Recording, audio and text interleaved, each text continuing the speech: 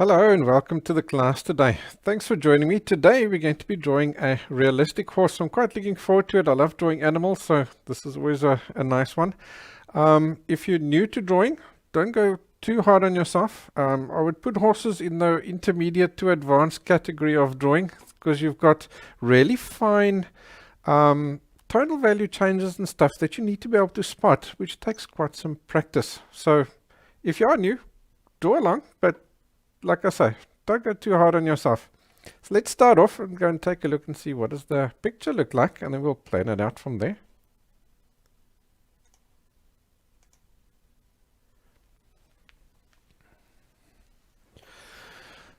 Alrighty, so I found this guy on Pixabay. I quite like the pose because it filled up the drawing paper quite nicely. So we'll tackle him today. So if you are a patron, the link is at the top over there. You can go and download the reference material for this. There's the color photograph. There's the grayscale version. And then I've given you a gridded version, which you can go and use to sketch out. And I've also given you a sketch template, so you can choose which one you want to use. Then obviously after the class I'll go and add the final drawing to it. So let's stick there with the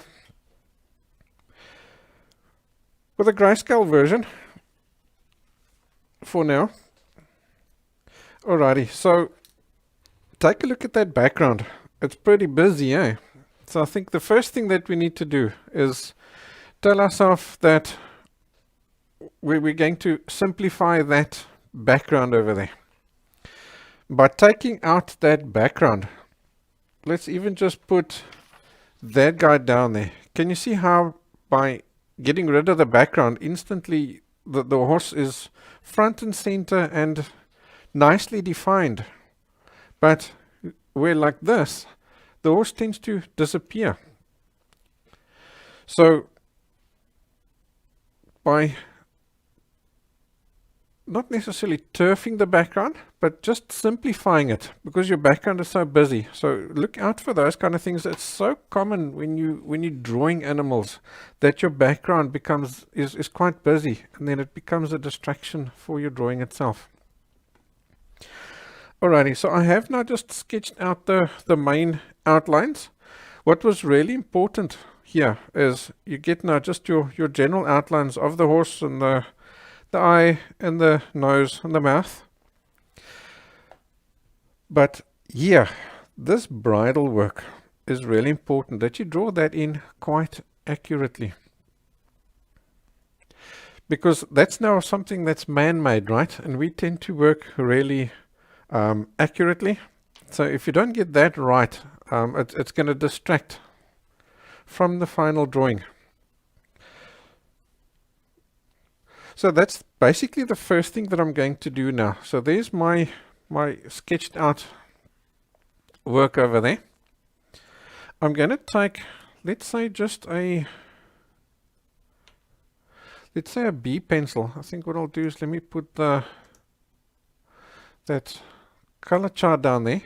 So each pencil that I use has a different color. So if I'm using a green pencil, I'm using an HB. If I'm using a blue pencil, I'm using a B pencil. If it's a red pencil, it's a 4B pencil, and so on. So I think let's start with, say, a B pencil. And we'll just get this bridle work just sketched in.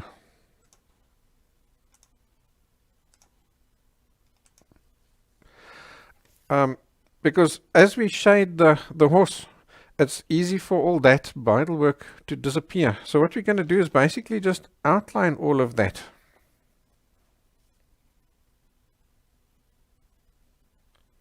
So I'm going to give it just a really thin outline, but a nice dark one.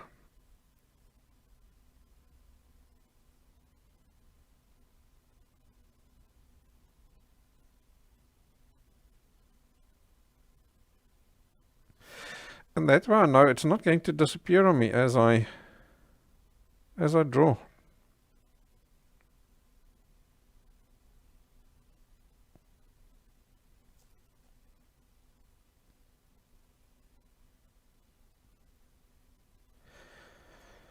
So there are now all sorts of buckles and things.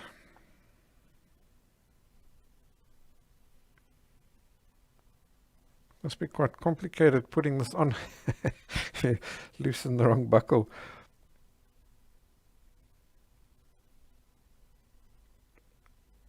Have you got a horse? Or have you driven a horse, ridden a horse before? Let me know.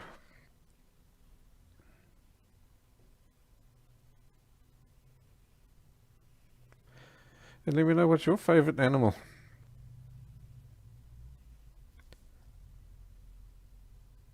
My favorite animal is actually a giraffe. They're just such beautiful, peaceful animals.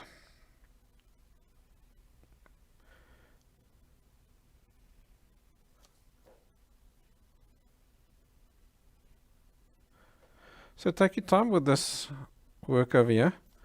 You can see it doesn't have to be perfectly accurate and so on. Just, this is good enough.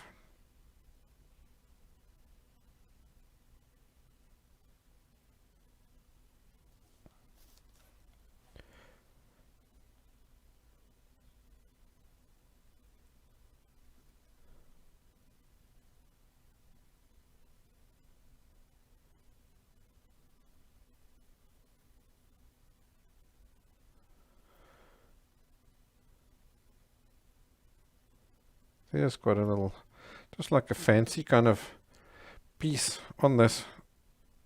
So I may as well just sketch in this that little bit over there, just like a bit of a crosshatch. Then that texture there is done and dusted. So I don't think we'll get into there any further.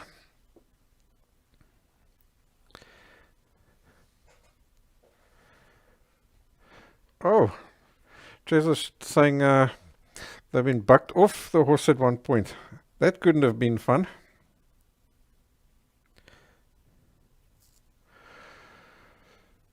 Tracy's asking, did I get to be with giraffes in the wild in South Africa? I did. At one point, we were giving painting holidays. So tourists would come, and then we'd give them the bush experience, and then we'd paint as well. And the one camp that we used to stay at, called Leopard Lodge, they had giraffes because they're peaceful animals. So they had giraffes just walking around the camp. So you would often walk or drive past them. They are ginormous. They are really massive. If you've been to a zoo and seen one in real life, you know what I'm talking about. They usually build this nice, this big, like a ramp, so that you can at least be on eye level to them. They are ginormous, but they'll just stand there and they'll just look at you quite peacefully.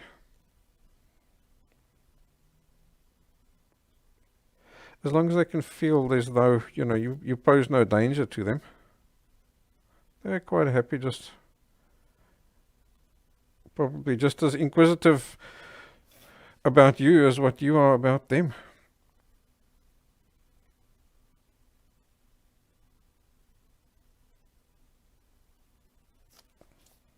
Alrighty, we're nearly done with this.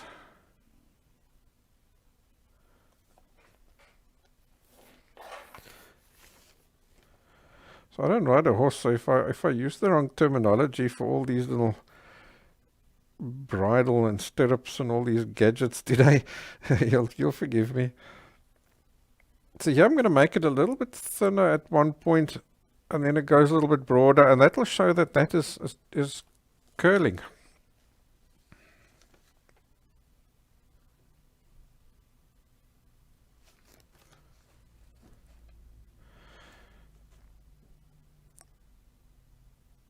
I have actually, we did do a class where I'm just going to do this one last little bit. I suppose I can just turf we'll turf the reference photo there for a second. I did actually do a class where we drew a giraffe.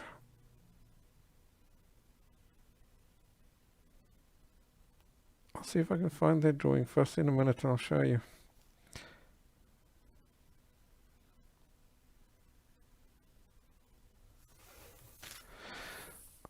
Alrighty, so can you see how well defined that bridle is now already?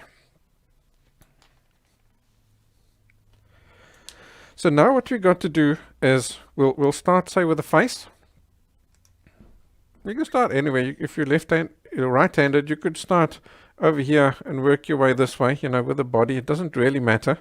I'm going to start with the face because that's now the difficult bit with all the heavy thinking and heavy lifting needs to be done. So I'm going to start there. And then what we need to do is just start getting yourself a feel for the actual the positioning of all these different shadings. So as we speak, I am just quickly looking for my giraffe drawing as well. See if I can find it. Yeah, there we go.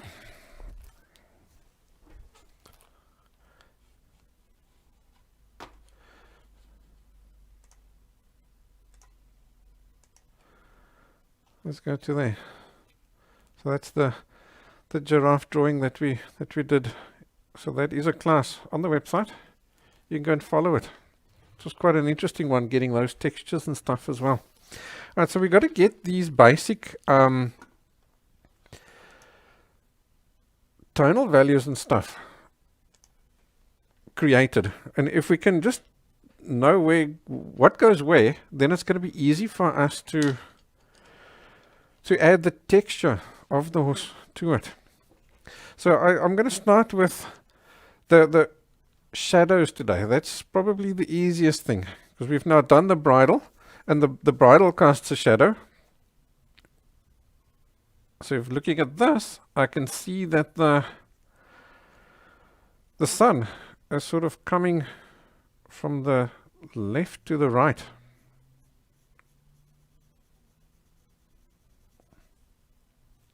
And you can also see that I'm not going to bother putting all sorts of shadings and stuff into the bridle at this point. That's not necessary.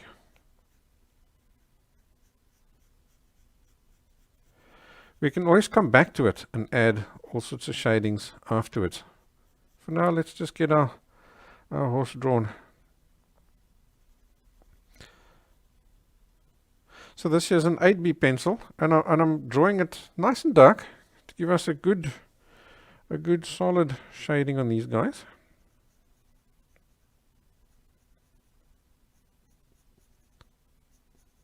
So now normally with shadows, what we do is we fade them out. But these ones are really short. It's close to the object, so we don't need to really fade them out that much.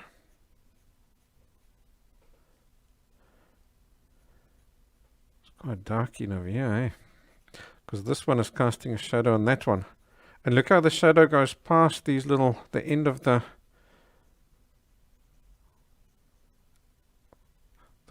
strap. And there, that strap, as he lifts up, is casting a shadow on the one below it. So I'm now just looking at the reference photo just to get a feel for how far do these guys cast a shadow, because that would tell you how far off the horse's face it is.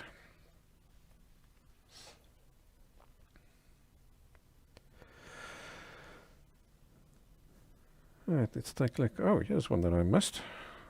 There's another little strap coming out in that vicinity around there.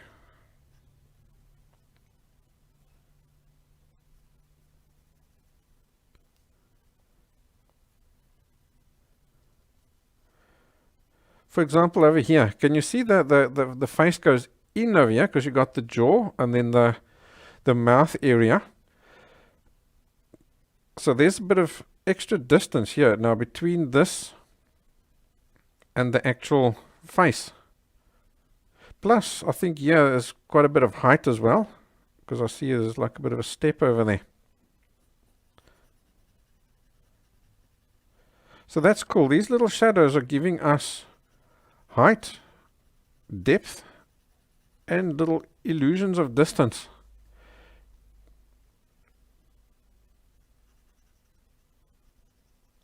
And we haven't even started drawing yet.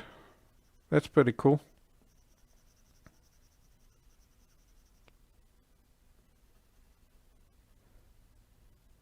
And that's the thing when you're doing any drawing for that matter.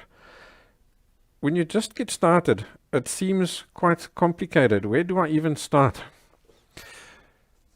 Start anywhere. Start at the easiest thing that you can see to draw and draw that.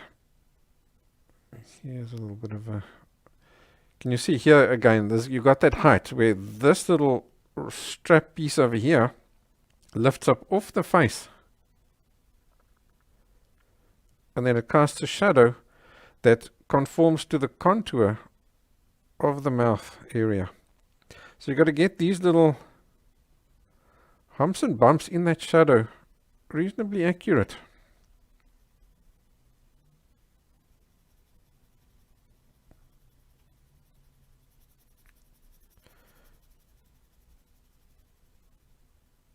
Cool. So pressing reasonably hard, getting these nice sharp edges.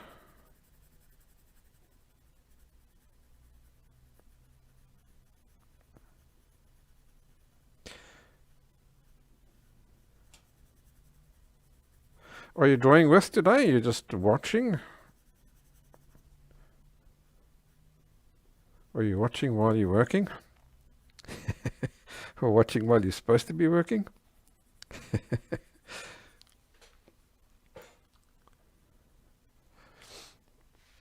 Laurie says they love horseback riding. You're very fortunate. I've only been on a horse once. My uncle had a horse, but I was like probably only 12 or 13 at the stage. Okay, so we've done all those shadows that I can see over there. Let's see, there's one over here still as well. So he's casting a shadow over there. So he used to do show jumping. So he just took me, he basically led me around those little round little training area. I don't know what you call it. So he just led the horse. I haven't actually ridden one. And that was fun. I did enjoy that. Here's a nice sharp little hard shadow over there. And that also defines that edge of the mouth there. So that's cool. And then here by the nose, I think let's start off with the eye.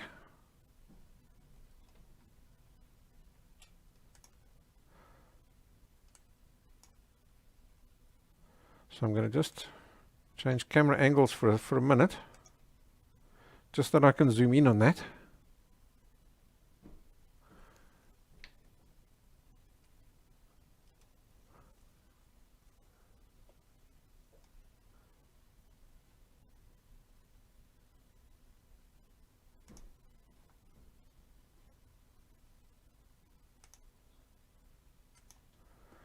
Let's go there.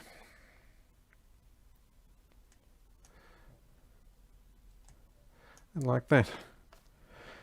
Yeah, and I think I'll stick with the 8B. I mean, everything is quite dark there.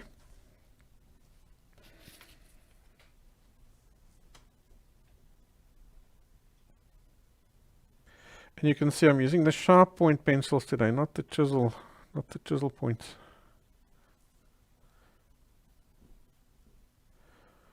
Let's get that there.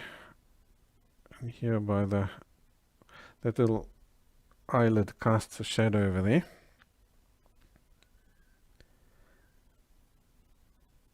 There's a dark bit.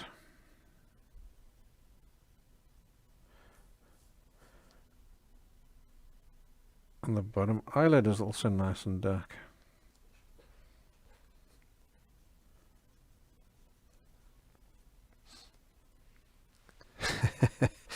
Alan says he's in London. He's supposed to be asleep. What's the time there in London at the moment, Alan? Oh, you can sleep another day. Sleep's not important. Right, we may as well give this little eyelid over here a little bit of a shading. So I'm just going to, as I go up, lay off the pressure on the pencil.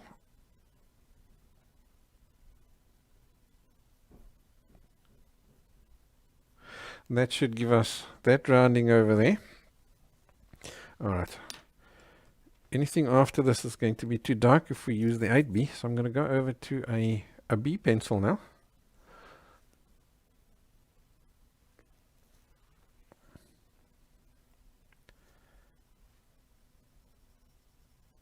Let's just fill that in over there with some tonal value.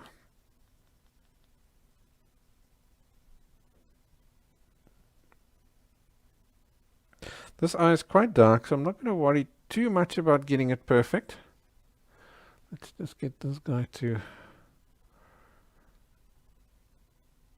Let's just lock that focus as he's hunting a little bit.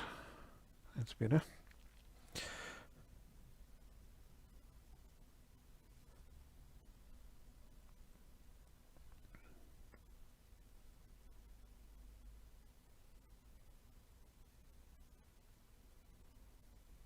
The eye is quite dark, so I don't think we're going to do too much effort into shade that whole eye and stuff.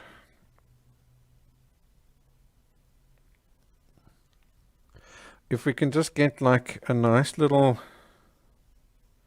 highlight in that eye in the end of the day, then I think we're okay. So that when you stand back, he's got that little glint in the eye. That should be enough. And the same over here is just a little rounding on that eyelid, which is a little bit darker over here. So I'm pressing a bit harder, adding a few more layers.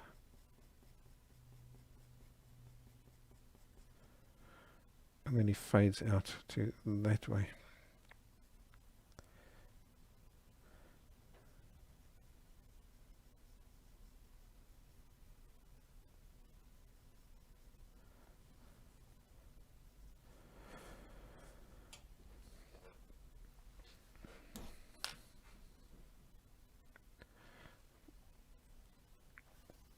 Alrighty, so I think I'm going to just erase just a little area over here.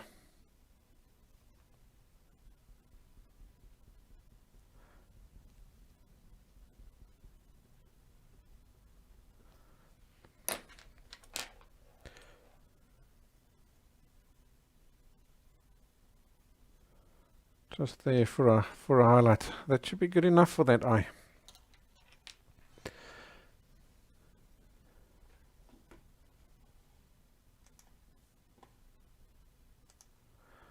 Alright, let's go wide again, and then we can go back to that, getting on that nose.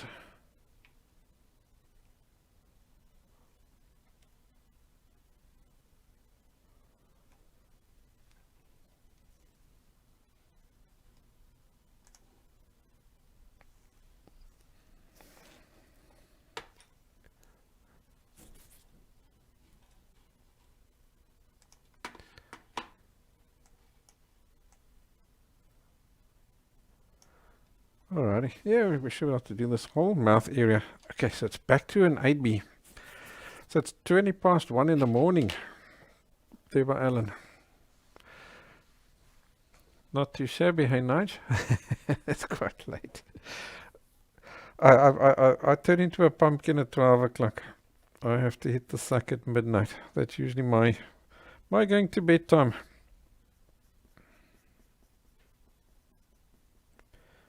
Alright, so I'm starting with the darkest area. It's really dark in that little bit there. And it fades out. And then here's another really dark area over here. And it seems to be quite a hard line. It comes down to here. And then there's fading and stuff happening, so we'll do that.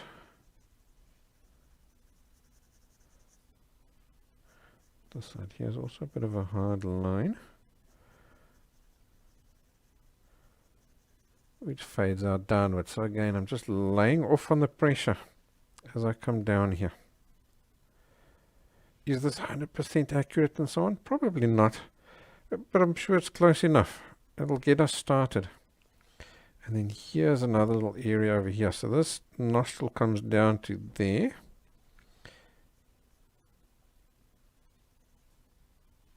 And I'm assuming it just, can't quite see on the photo, I'm assuming it just curls downwards or something to give you another little bump over there.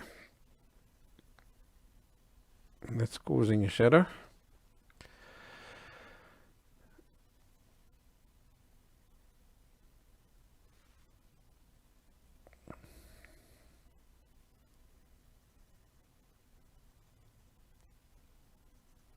Okay, that's as far as we can go with that dark. So let's go back to our B pencil and let's get a bit of shading here. Here's an intermediate tonal value, and then it goes lighter.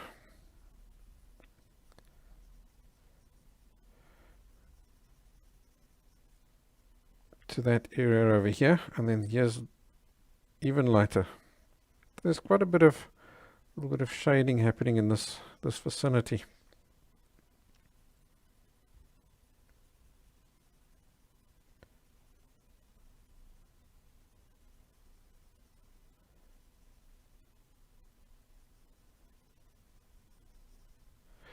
I think this is probably the most difficult part of drawing a horse, is getting this nose area right.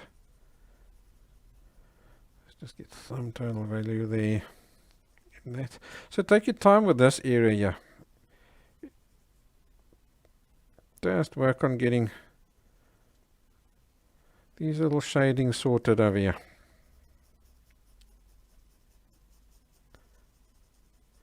That is quite plain, and then here's also a dark area on the other nostril which I missed. So he comes down like that, and then just quickly fades away. So we'll put that in.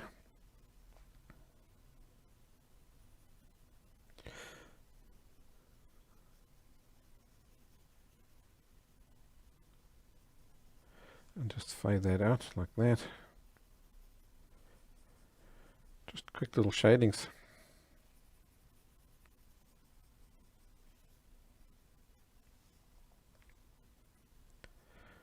And I see a little bit of a rounding happening over there as well, like that. Yeah, I think that's probably going to get us going quite nicely.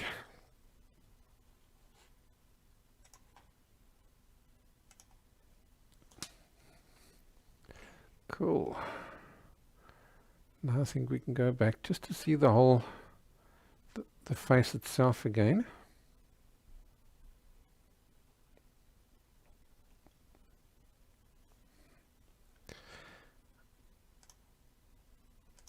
Let's go to there. I think we've got lots of detail or lots of information in there to tell us what goes where. Now we can use the stuff that we've got here to judge the positioning of everything else. There's enough stuff to estimate from. Let me just, I don't think I quite explained that as good as I should have or could have. So let me show you what I mean. Let's say, for example, I'm shading this area over here. So to find the position of that, I'm going to use existing things to estimate where that needs to go. For example, I can see it ends sort of around that little loop bit over there. That's where he ends. And if I come down to here, it's in between that little loop and that, sort of on the 2/3 mark. Between that distance and that distance is where he ends. So I'm using these things that I've already got established as my measuring, you can call it a measuring stick, for everything else that we're going to do. Let's go a little bit wider. All right, now I'm going to go, think we'll stick with a B pencil here. Now we're going to just create a texture, a hair texture over the whole face. And the way I'm going to do that is, let's grab a spare piece of paper. And I'm going to just exaggerate this motion now, just to make it larger, as just this.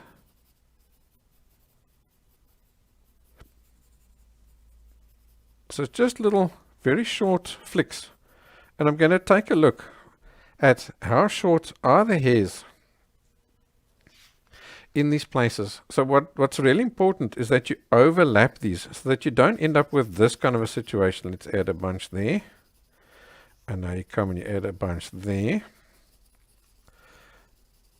And then you end up with this little dark line over there. You've got to overlap these guys. So maybe you do start off with a line over there. But then you add the next guy over here and start them at different lengths. Some are shorter, some are longer, and so on.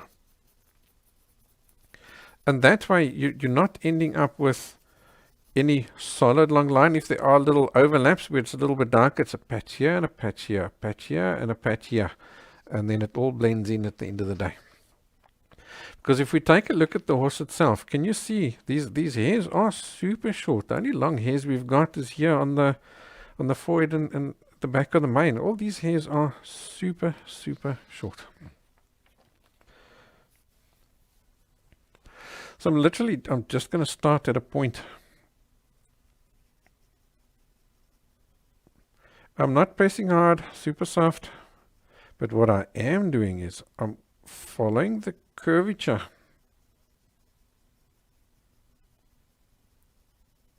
of the face, or wherever I'm working in.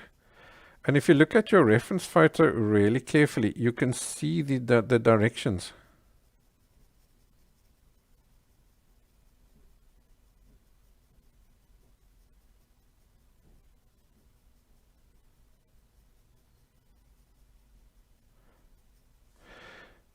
Every now and again I'm turning my pencil just to keep it sharp, otherwise it tends to gradually get blunter and blunter, and these little marks that you're making just become thicker and thicker and thicker.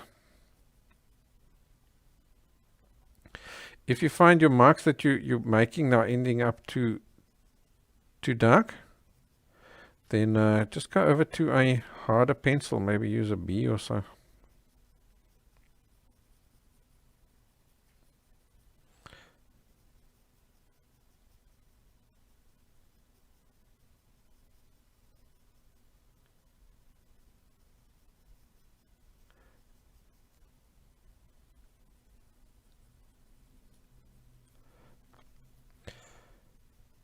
So what's the whole idea of this that I'm doing now? The idea is that we're going to get A, that's the texture, but also B, we're covering up the white of the paper.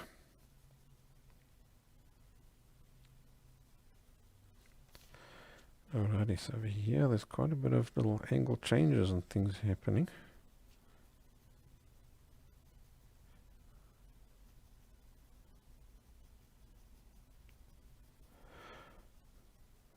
So what I'll usually try to do is just get a basic tonal value down there, like an average tonal value that I see on the horse. So we can now lighten up, and we can still darken it up as well.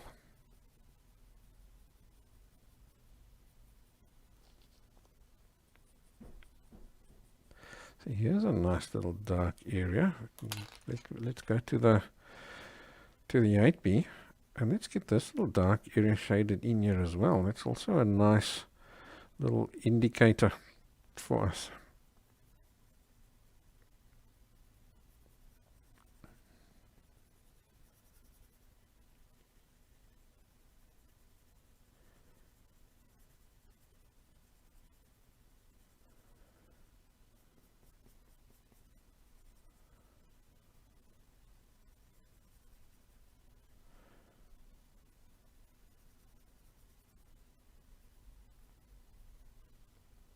Get that, and here on the underside, as that face curls around, he's not going to get dark, so we know that's going to happen, so may as well do it.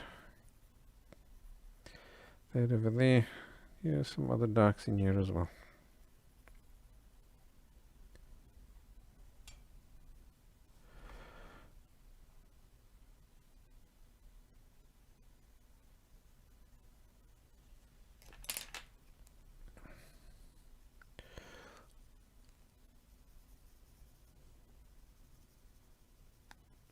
So yeah, all these hairs are super sharp. It's literally just like a little bit of a, just a little bit of a shading.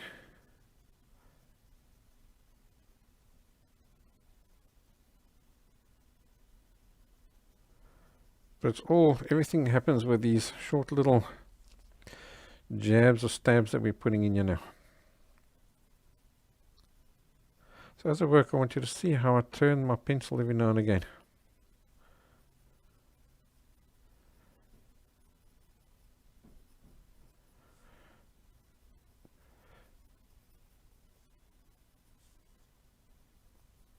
What you want to do is get yourself into that habit. Okay, here's a dark area. So let's shade that in a little bit. Get yourself into the habit of doing that. And eventually it comes naturally. You don't even think about it anymore.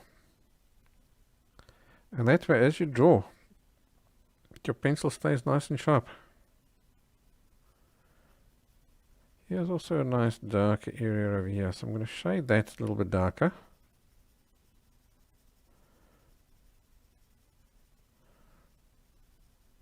And then it goes lighter. So it's like a bit of a dent over there.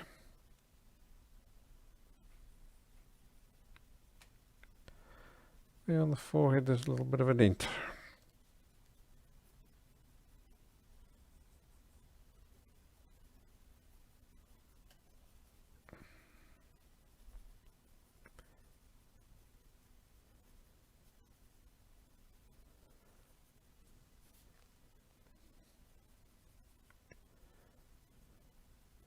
Yeah, the hair's really, really short. Insanely short.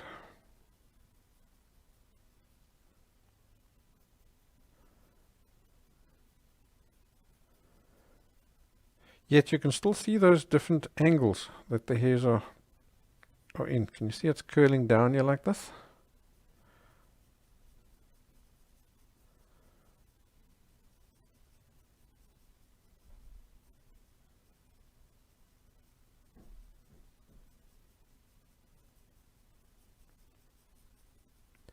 All these hairs always curl and change direction to conform to the contour of the face.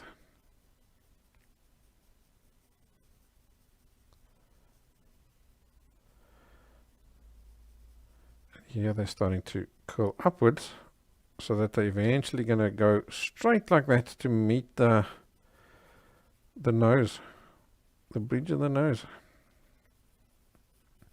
So I'm gradually changing their direction, all with these overlapping strokes.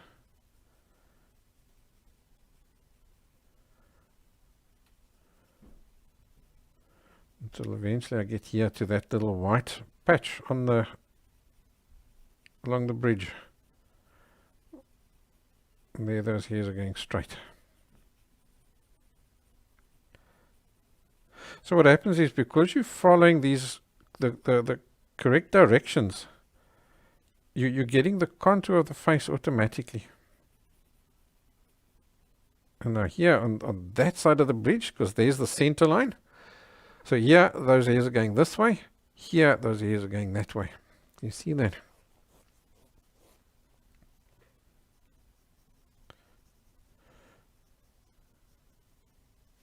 So if you are doing a large drawing, this stage does not take a while.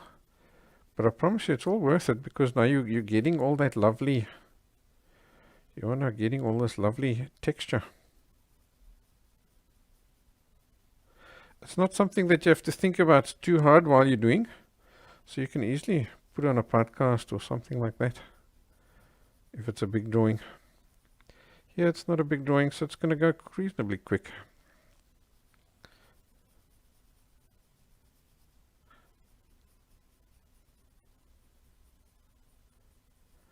So I'm gradually curling it up so that I meet that direction over there.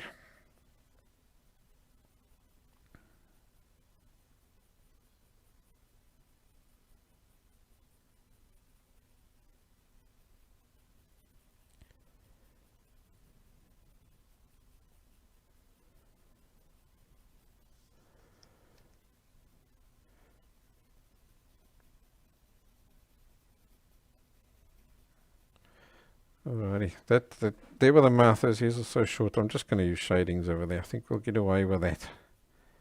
It's here on the main face. Look here, now we've got ourselves a nice little texture.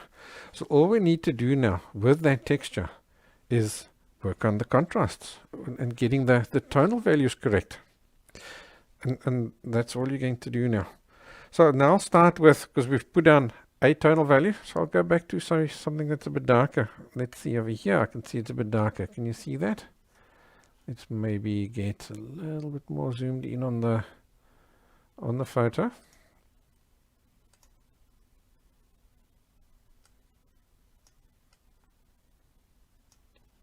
Let's see if I put him down over there like that. Can you see here? It's a bit darker over here. Now you've got light hairs overlapping dark hairs. So what I'm going to do is I'm going to use like a stabbing motion. Let's get this guy back. And I'm just going to do this.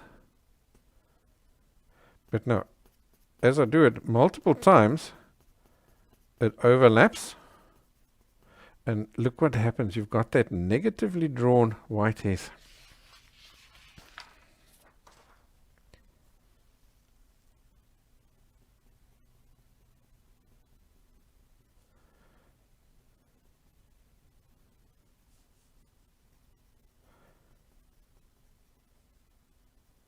So press reasonably hard then. I'm going to lay off on the pressure. If you find it's still going too dark, then all you need to do is go over to a harder pencil, like an HB. I think for now we're okay. I'm just continuing down here. Absolutely zero pressure on the pencil whatsoever.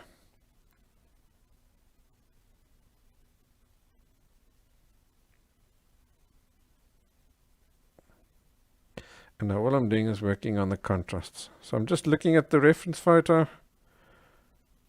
and just matching that contrast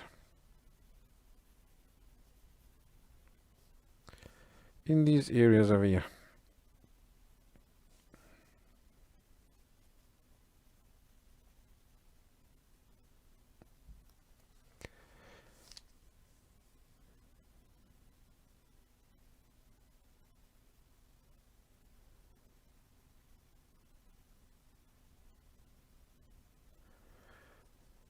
And as we do that, look there, here now your the white area of there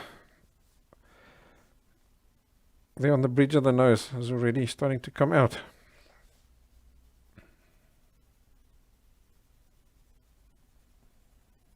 Okay, let's work on this eye area here again. So here you've got that rounding of the eye. So here's the eye ball itself, but over here on the just above, you've got that bone over there, and that's now causing this bit of a shading going over there by your eyebrow.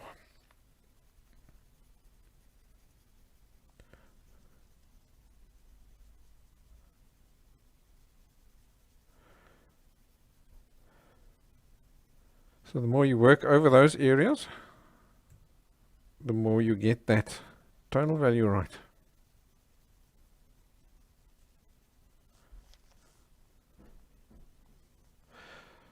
So here's quite a bit of reflections as well. So we can also, as we get these tonal values right, those reflections would sort of generally just appear.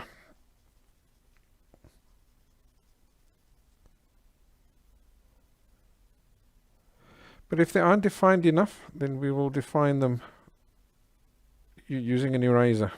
So don't panic too much if you don't 100% get them visible.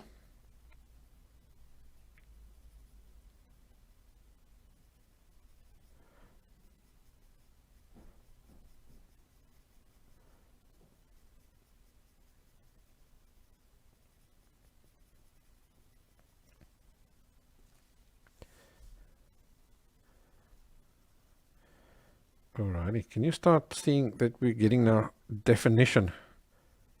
Where here was just texture, now suddenly you're starting to get that beautiful hair definition.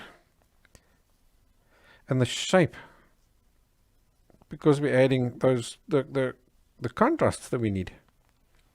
Here's a little line running down there. For that, because you've got this little cheekbone over there. And that cheekbone is now getting a highlight. As it comes out over here, can you see I'm working across from that little strap piece over there. And I'm sticking to the directions. Just gradually working on those contrasts. No pressure on the pencil, it's just layers. The pencil is already soft enough. And besides, I'd much rather add a little bit too little tonal value instantly and get a feel for where it is. And we said it was about that 2/3 mark. So I'm aiming for that 2/3 mark so that I end up over there. So now look what's happened. I've now maybe got the tonal value not 100% right, but at least I've got the positioning right. And once I've got those positionings right, then you can concentrate a little bit more on the tonal value and getting that correct. Fine-tuning it. Because when you start drawing, you've got an empty piece of paper. So it's very difficult to estimate your tonal values correct. Here's a nice distinct little bump, so I'm shading him in there. But now once you've got some other tonal values down, now it's easier to judge all the other tonal values. So as you go along with your drawing, I often go back to areas that I've drawn before and just fine-tune those tonal values, because now you're not comparing it with white paper, you're comparing it with the tonal values around it.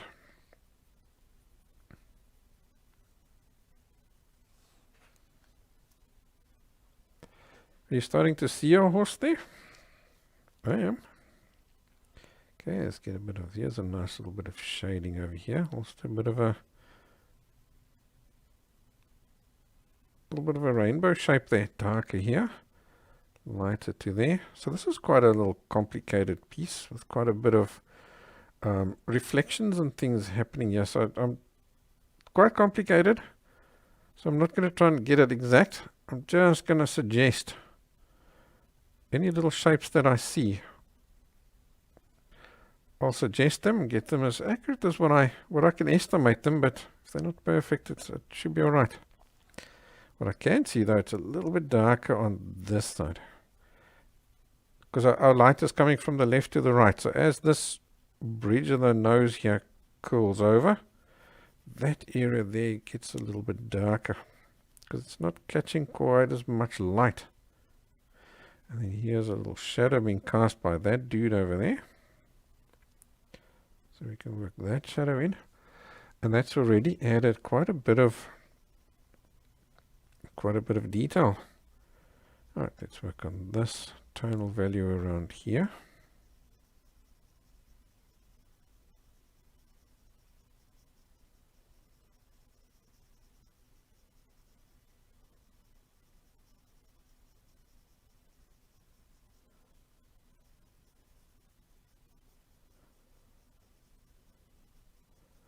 And let's get this area here.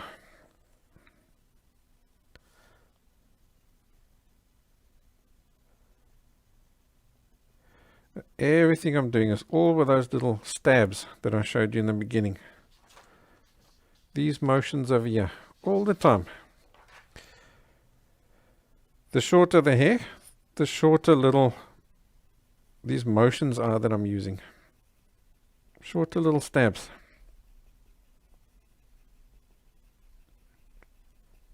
And that way you never lose your hair texture.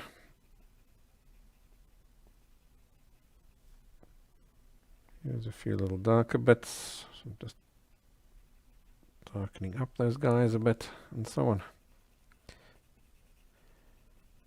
Now that I've got that in, I can see here, this is a little darker area over here.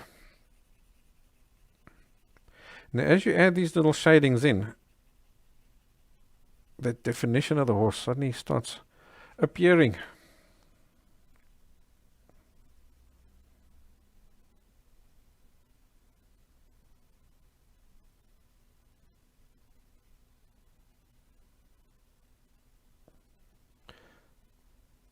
Tiny little dabs and stabs here at the moment, just to get these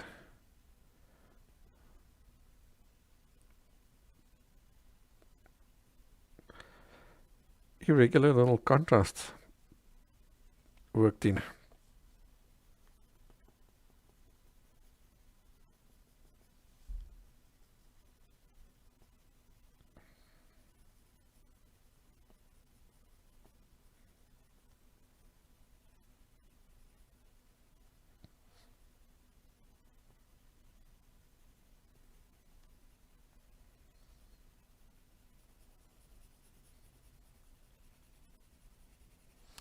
Alrighty, so let's get this area here. It needs to darken up now.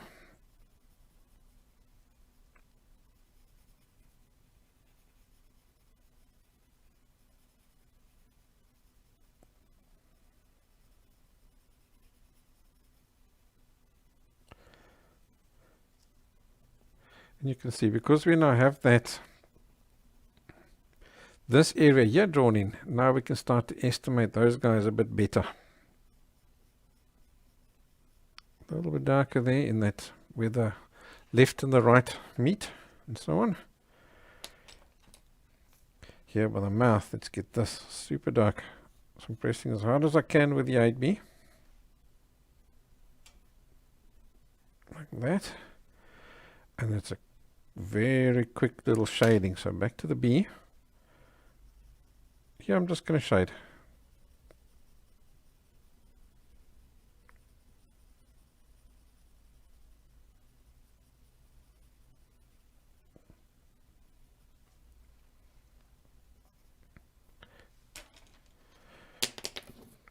It's darker over here. Pencil went flying there.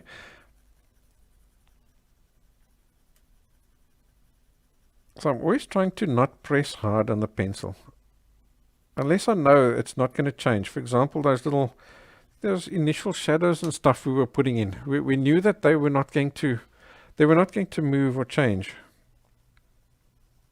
So you can put them in then dark.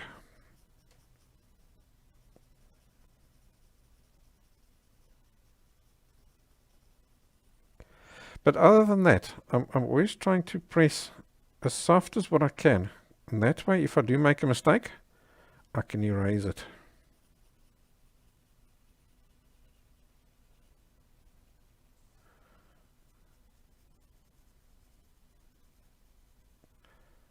Alrighty.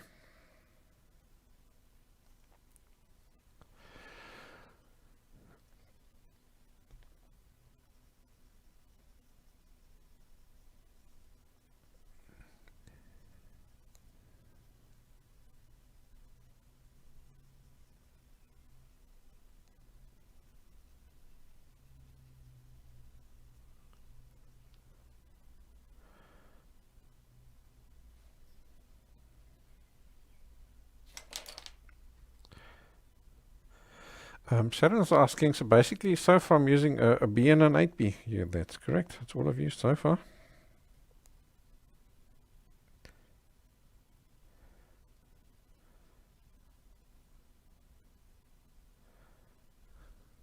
That's all I've used so far.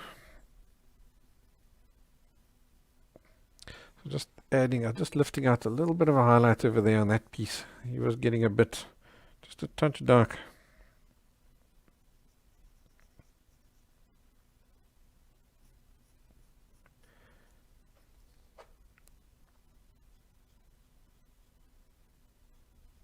So this here is just a pencil-shaped eraser.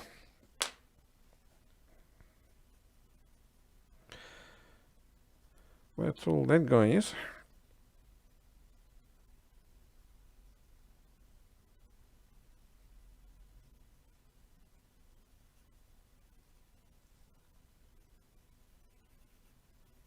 Right, I think for now we're okay there. Let's move to here.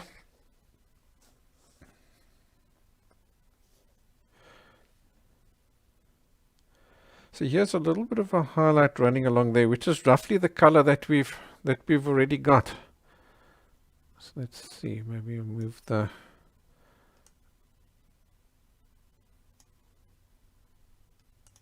let's just crop that guy over there a bit. So to show that highlight over there, we're going to make the area next to it darker.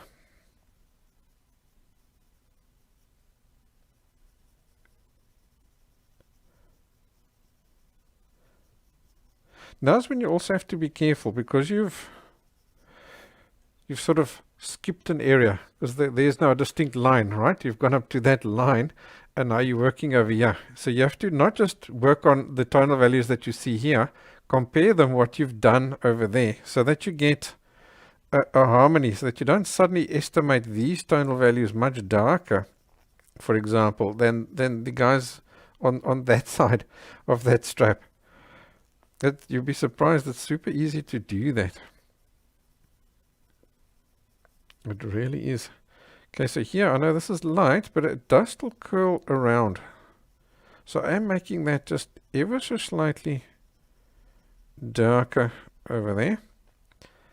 And then these hairs do still seem, my head texture seems to be a little bit too long. So what I'm doing is I'm cutting across them almost at a 45-degree angle from the original hair texture lines that I made. I made the marks in this direction, and now I'm going across them, sort of in a cross-hatching fashion. Just to get, there's another little bit of a strap piece over there that I missed. Just to get that, you essentially think of it this way: you're cutting those lines that you drew in half every time you draw a line across them,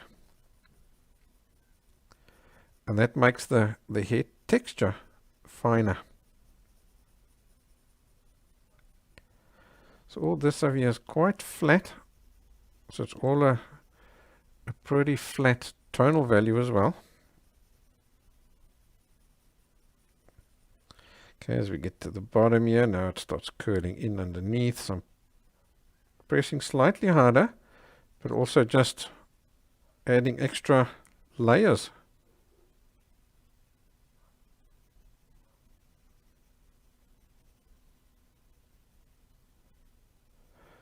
And that's creating a bit of a shading there for us.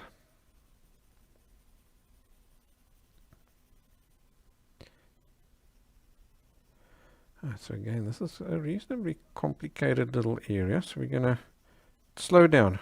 Because it's complicated, just slow down and spend a little bit more time checking all these tonal values and the little shadings and stuff. And just work on getting them right.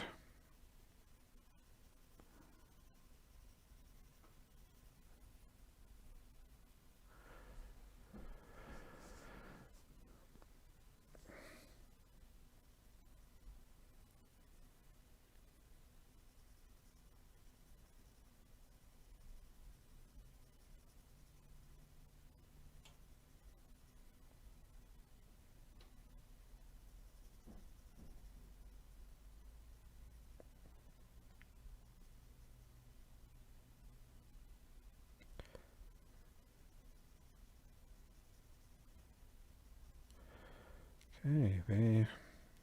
Alright, so looks like our face is nearly done. That's pretty cool. So what's that? That's taken us an hour, and that's the most difficult part.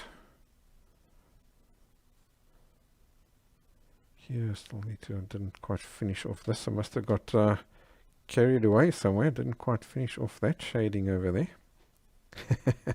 I went off on a tangent somehow. Don't know how that happened.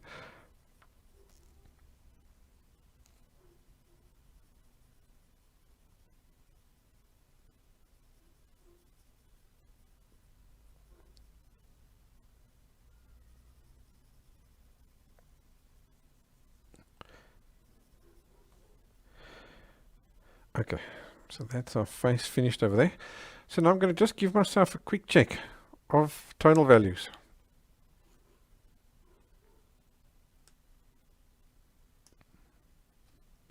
Is there anything that's sort of glaring at me that's not quite there yet? I think at this area over here I can still go a bit darker. It's not quite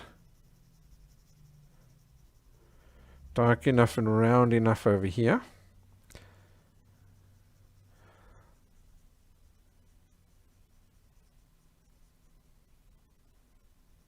It's looking better, eh? Look, there's a little, just like a little bit of a, maybe there's a vein or something over there. So I've got to very gently put that in. Got to be so careful with stuff like that because it'll become too obvious too quickly, or incredibly quick. Here's little imperfections around there as well.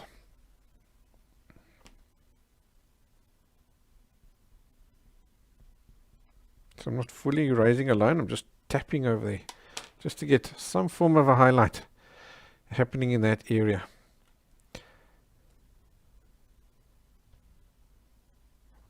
Right, let me know if you see there's any area that I've missed. Here, I'm going to just go into that here a little bit, just a little bit.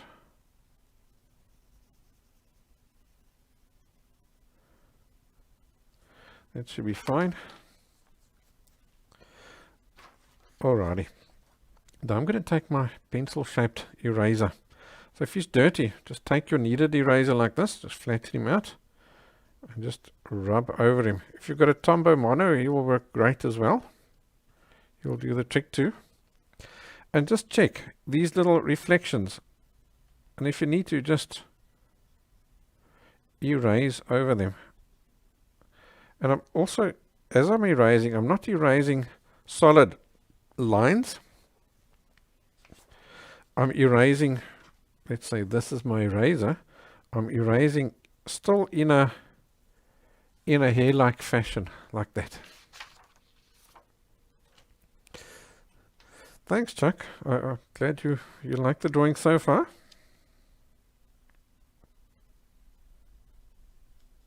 And if you don't get these little, like here, this little reflection and stuff, absolutely perfect.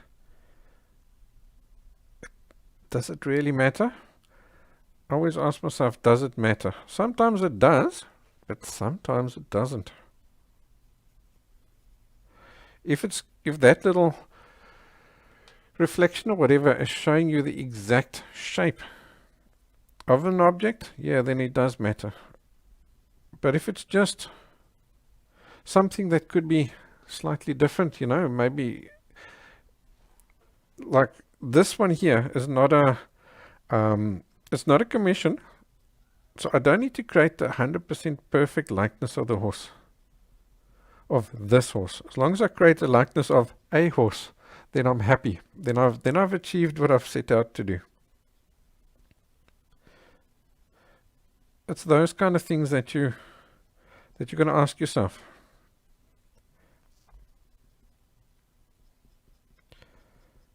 Obviously, if it is now a commission, then you do have to work more accurately and spend a little bit more time on all these tonal values and stuff.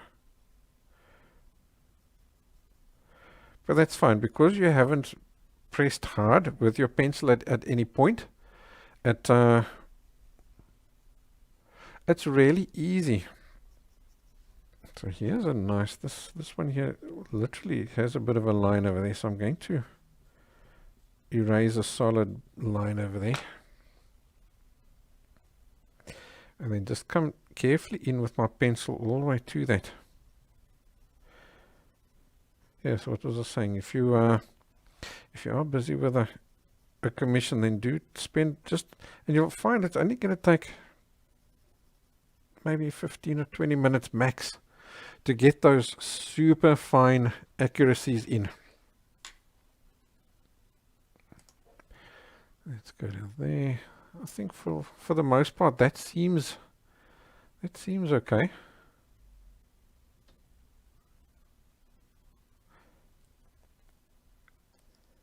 A little bit darker in that middle area over there. I think that's fine. Alrighty, I think let's go to the wide view. And then I'm going to move the overlay up.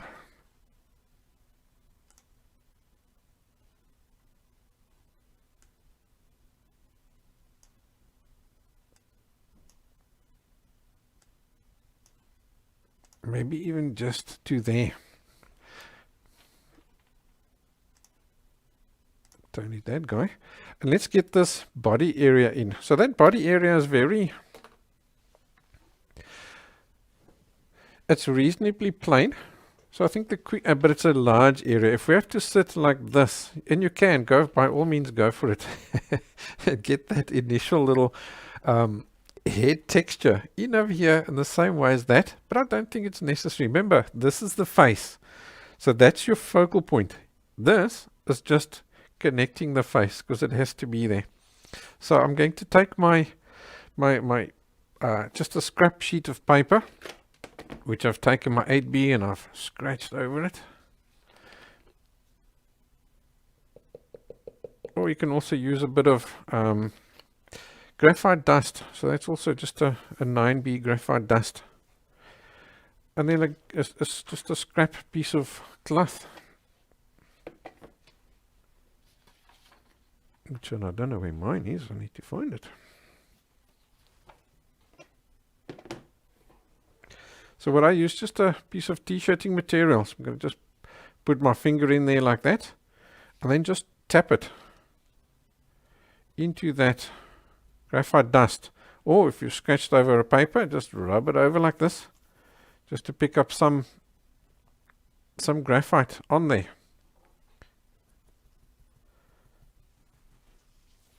And now we can start laying this down.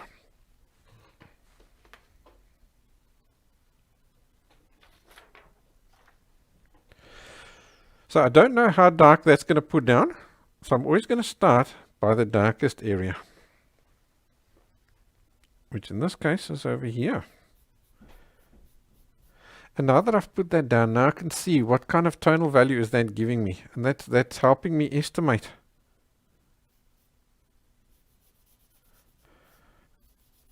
the rest.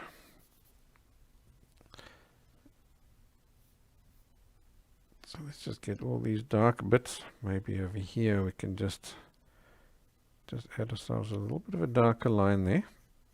Just so we don't, same as what we did with the straps. Just going to do that so that I don't lose that line over there.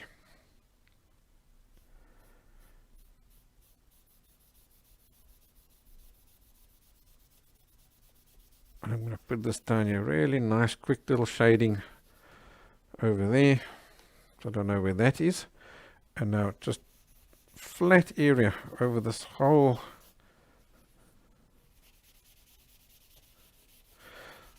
area. In other words, I'm putting down some tonal value.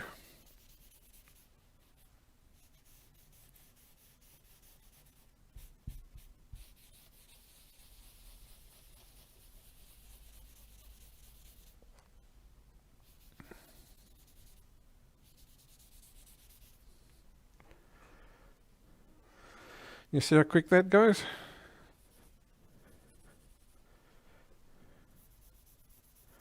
Now I'm going to just work on getting these tonal values a little bit more accurate.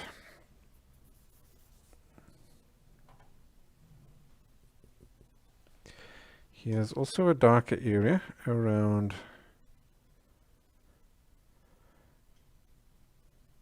this vicinity.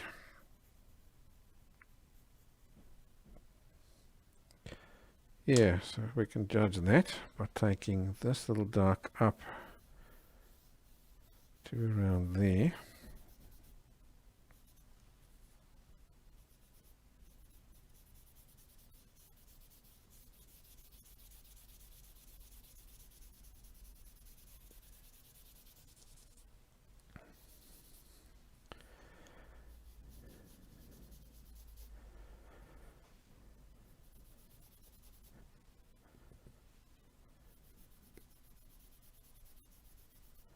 Right, so I'm just gradually building up this with very light little strokes.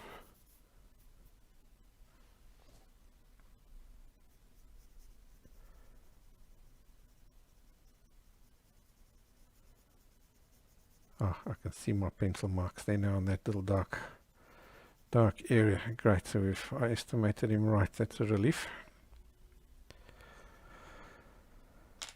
Alrighty, cool bananas. So now that we've got that basic in there, now we can go and define that and get it a bit more accurate.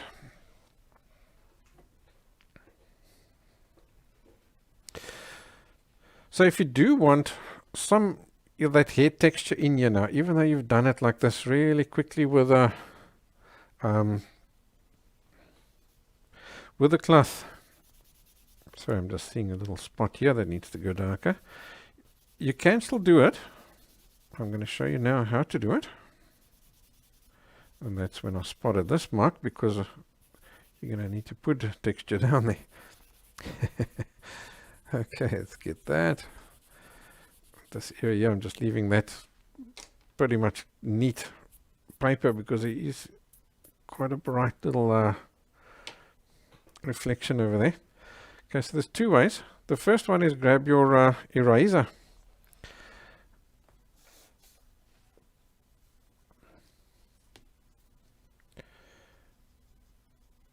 And those same marks that you were doing with a pencil, you can just put them in with the eraser. Maybe I'll get a closer view of that guy for you.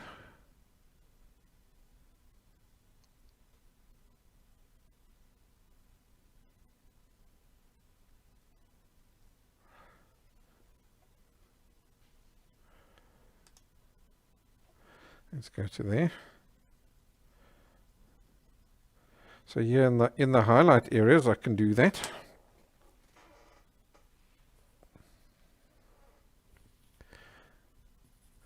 So let's bring that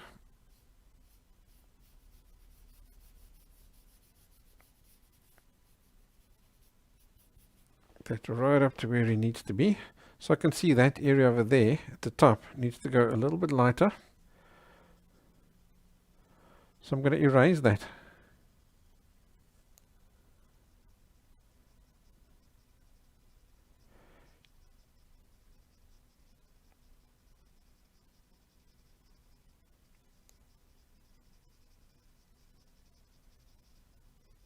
Using those little marks.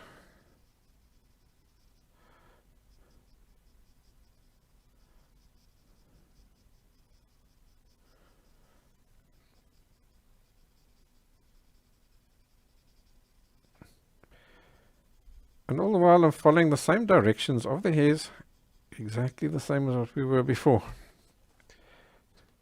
Clean your eraser every now and again to make sure he's still doing his job.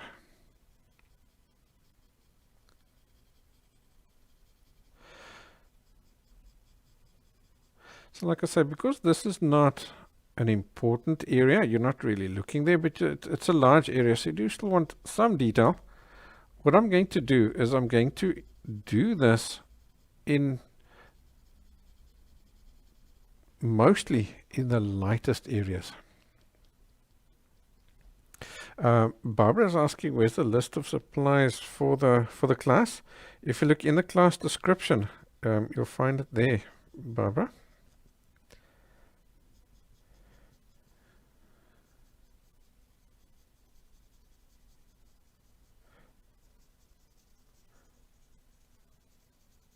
Because in the dark, you can't see any detail.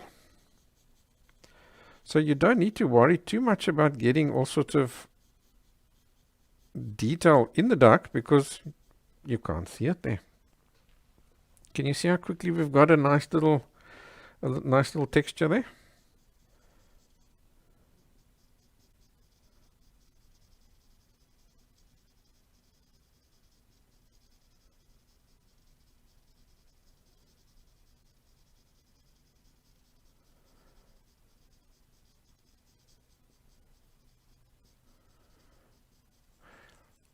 And again, it's really important that you keep those little overlapping strokes so that you don't get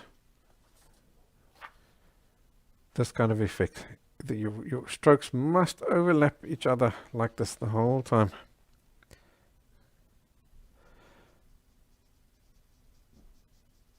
So now, because I'm just adding a light little bit of texture, there's not tons of detail in here. The detail is all in the face. You'll find that your brain fills in most of the detail for you. And I'm pressing really light, and I'm not erasing a ton. So what happens is all these initial tonal values that you put down are still there. They're still showing through. So the lighter bits stay looking light unless, like here, you know, literally press harder to erase more stuff.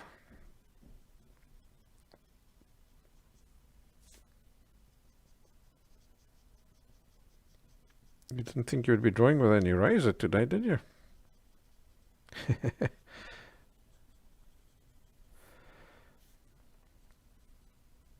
Yeah, see, down as we get to around here, I don't want to add any detail there. I think once we get past this little clump of hair over here, we must sort of just make it fade out. Because detail, your eye looks at detail, and it's going to follow the detail. So if we don't add any detail in, your eye doesn't really want to look there because it's sort of, there's nothing really to see. It's boring. So you leave all that main detail for your focal point.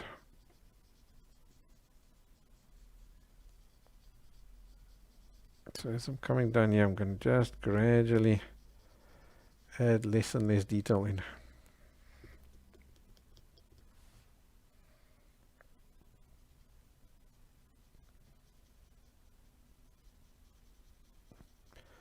So you can add this texture in here by using the pencil, same as what we did before as well. Personally, I think it takes a lot longer.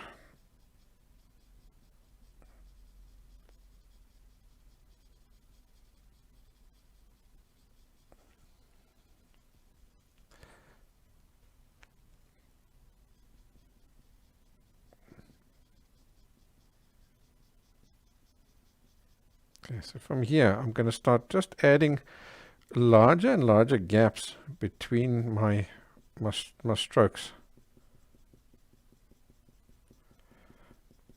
so that you see less and less and less and less until eventually you're seeing nothing.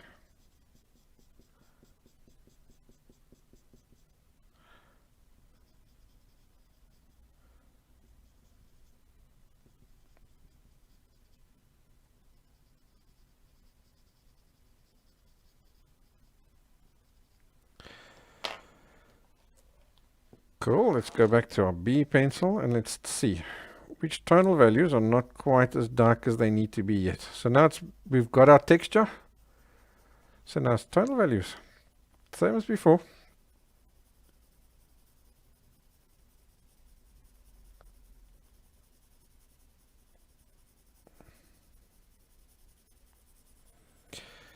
Except this time I'm literally scribbling them in. I'm not even bothering with, you know, flicks or anything like that. Just a scribble. Scribble will do.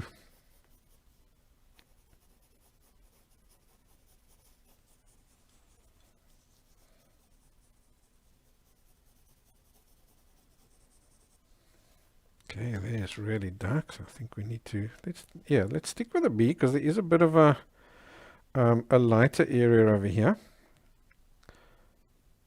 So that's sort of confirming to me. Can you see here along this edge of the neck? Let me zoom in there for a second. Can you see there? You've got this little bit of a lighter area just on the back edge. So that tells me that the light could even be coming slightly from behind.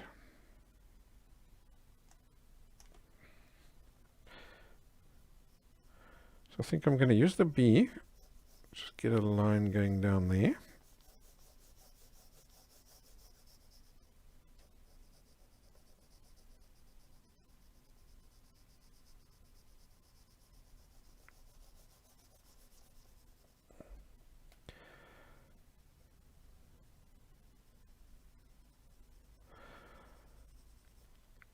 And now we can go to the 8B. So we can avoid that little area over there. We use the 8B to get really dark and a quick little shading onto that edge over there. Okay, here's also just a few little shadings. I'm going to put them in. So in other words, it's not a solid piece over there. There's,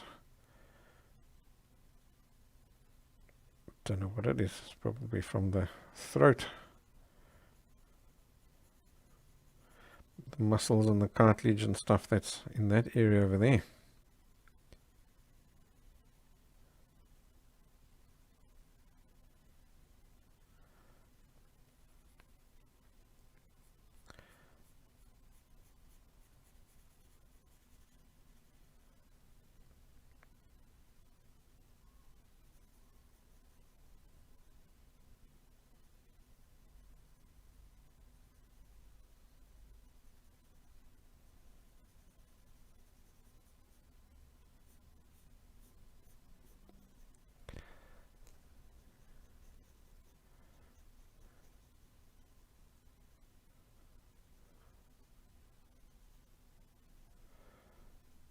Right, so I'm just concentrating on getting that in there as best I can. It's not a super important area, so don't spend too much time getting that shading too right. In actual fact, I think I'm going to just soften up those shadings so that they're not quite as prominent.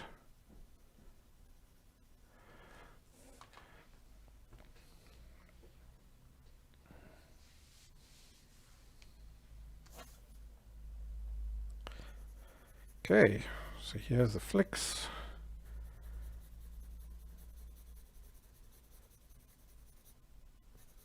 Let's get this all nice and dark.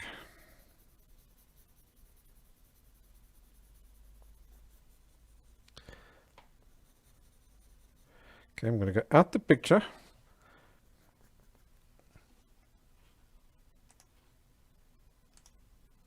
Let's maybe just go there for a second. Can you see I've got my picture taped down?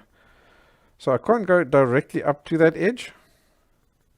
So I'm going from the outside of the picture inwards, just to make sure I get right up to the edge.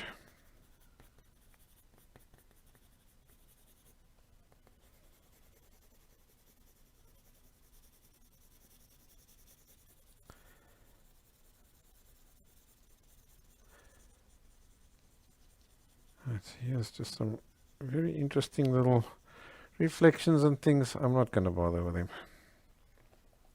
What I am going to bother with is this little cast shadow over here. He starts right against the strap, like this. And then he moves away from the body.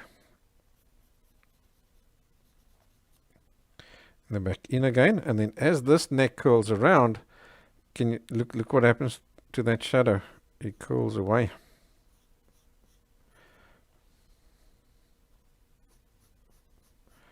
The shadow is reasonably broad at places too, so I'm keeping him broad.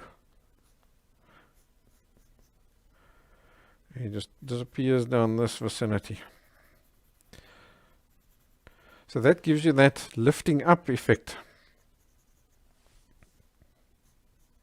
And there's that little piece at the back there. We mustn't forget about him. A little bit of the leg starting to happen over there.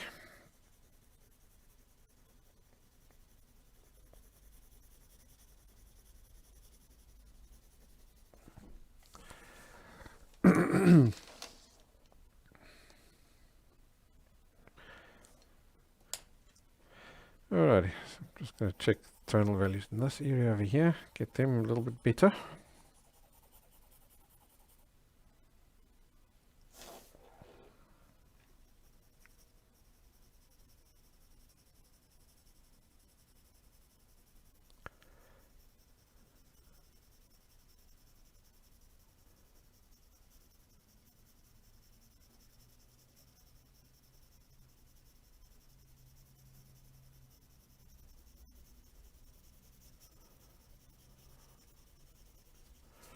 Can you see I'm working really quickly, really quick.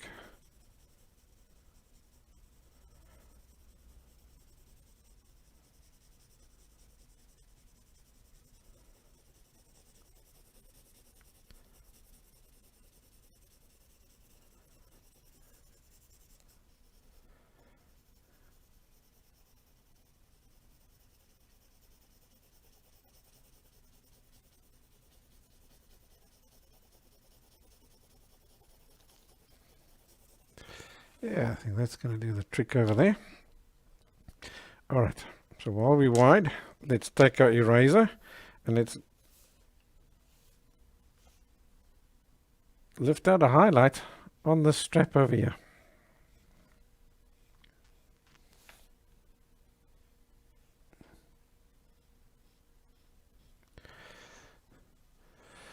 So that's going to show you where that actual strap is.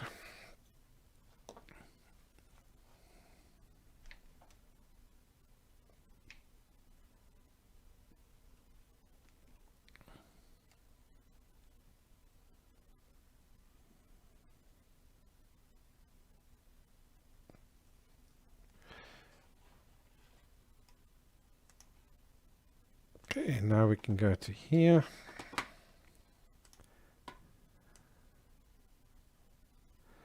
And let's start working on the hair area. So I'm just lining up that overlay.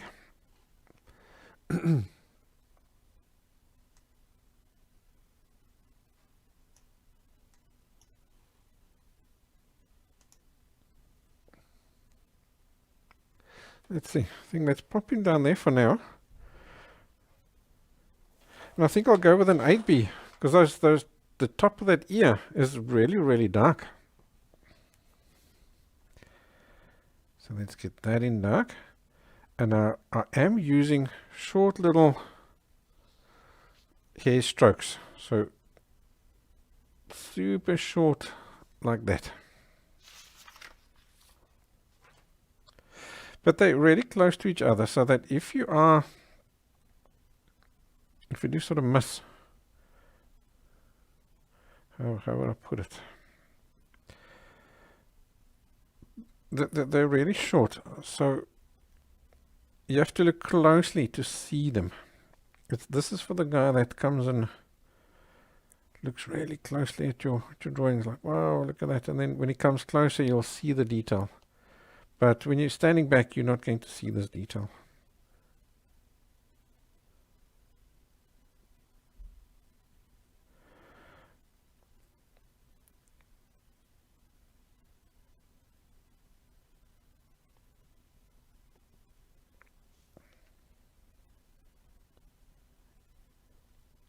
I usually like to, when I'm working, you get somebody that's not an artist will look at your artwork, but then you'll also get fellow artists that look at your artwork.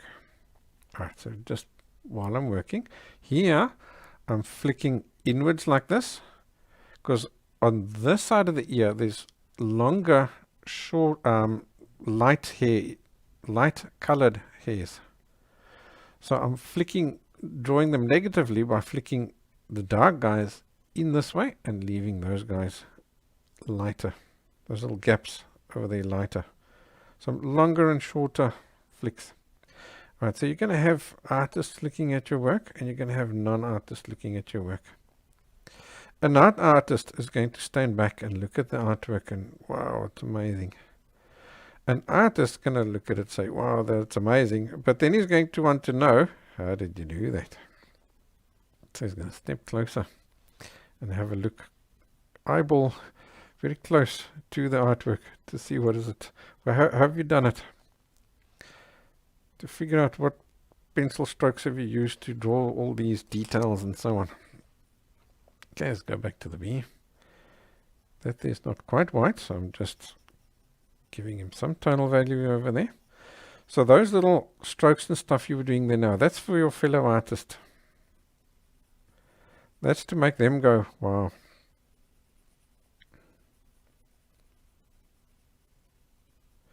The non-artists, they're already wild. They came walking along, they're happy because they care what it looks like on the wall.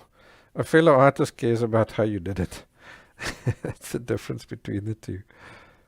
So when you're in a gallery, you can instantly see when you got a fellow artist looking at the artworks, or if it's a person actually interested in purchasing your artwork. That is not as dark as that. Can you see there on this ear? So I'm going to stick with the B. Have you noticed that? When you're having an exhibition? If you haven't, go and take a look next time. You always know whether you stand a chance of somebody buying your artwork or not by the way they look at it. Here in this corner. So Dave's saying he thinks the inside of the nose should be a bit darker. Yeah, that's possible. I'll have a look at it shortly. Okay. Finally, I'm going to use a different pencil because there I need to make marks, but I can't use the B. It's going to be too dark.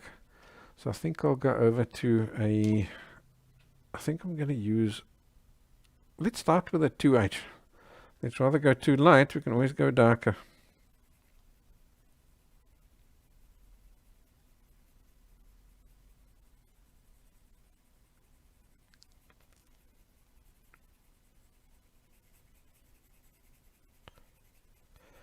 Because we do want some hair texture there. So I'm doing that whole hair texture effect with the little strokes.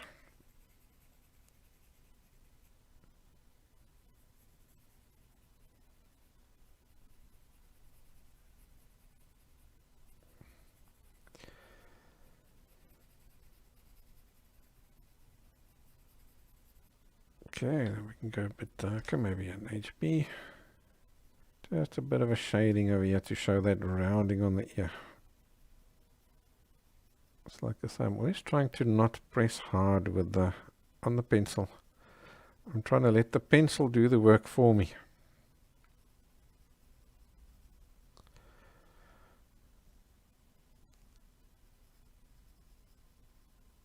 Yeah, I think that'll do the trick.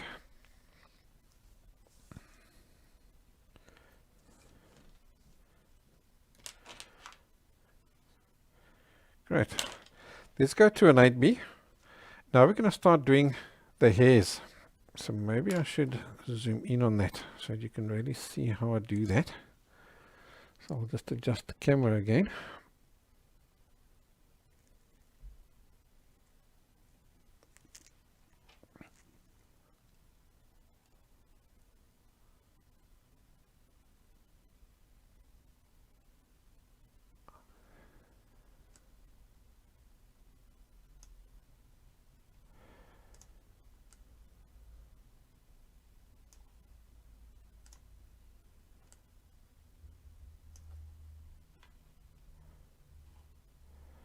Let's go there.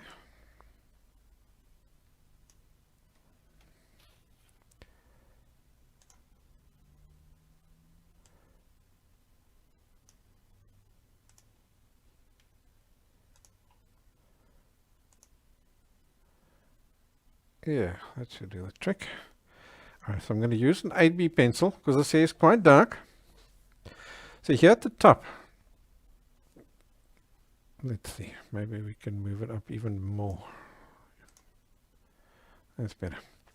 So here at the top, you got the mane, which is running down there, plus you've got these little fringe hairs. So there's a bit of an area where they meet, where the hairs a little bit higgledy-piggledy. So I'm going to just flick some of these hairs upwards.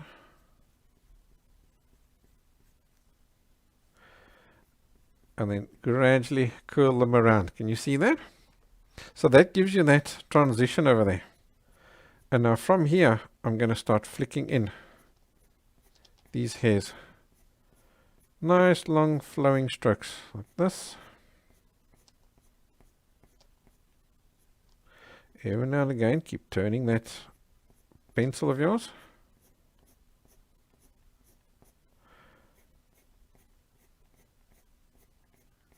to keep him nice and sharp. Now, can you see these hairs are overlapping each other? They're not all in exactly the same direction, all overlapping each other in slightly different directions. Okay, here we need to be careful we don't lose that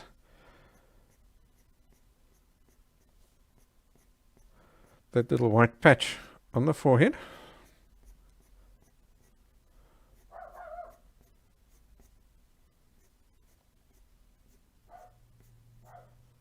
So you've got that general direction of the hair.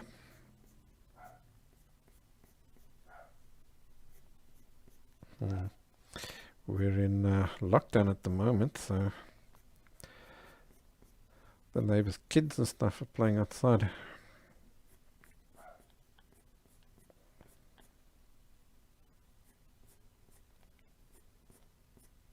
That's making my dog want to eat them.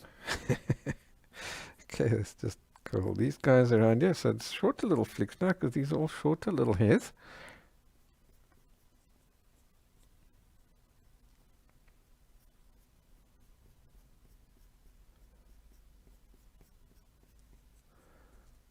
Some of those guys are curling out around that way, like that. Okay, so here's also quite a bit of tie-in that we haven't even touched yet. It's quite a complicated little area over here. I'm not going to try and get that exact. So I do see that there's a short, lighter hairs over here that are flicking, coming over this way, and they're casting a shadow. So I'm going to take the shadow and flick upwards like this to draw those hairs negatively.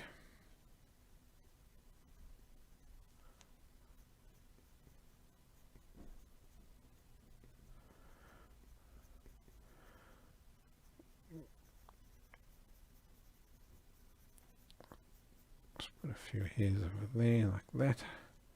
Alright, so once you've got that basic texture down there, now you can just come in and just add different areas. Some where you got lighter and darker patches, and that makes it look more natural. So that everything's not just one solid layer, so I'm purposefully darkening up little areas and leaving little other areas lighter again. Then here on the edge, you've always got those flyaway hairs, so the wind is catching, so I'll add one or two. Don't overdo it, otherwise it doesn't look natural. Just a few, little like that.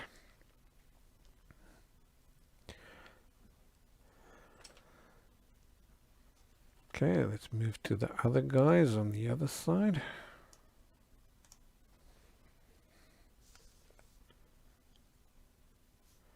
Alrighty, let's take a look here. We've got a light area over here. Really nice reflections over there, so I'm lifting them out with the eraser.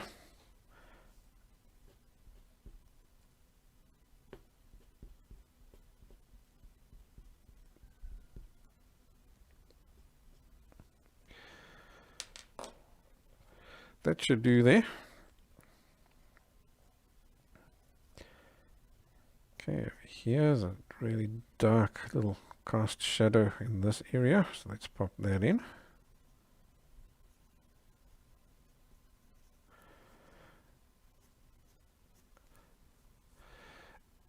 And now again here, these hairs are quite higgledy-piggledy, actually even to a point where they're a little bit wiry, so you can actually even use little wiry motion like that to lay in some of those hairs over there. And these hairs over here are going backwards, so we're only seeing the root of the hair.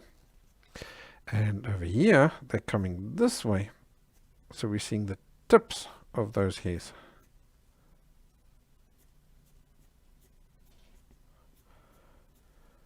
So there's now a little bit of a angle change that you have to work in over here.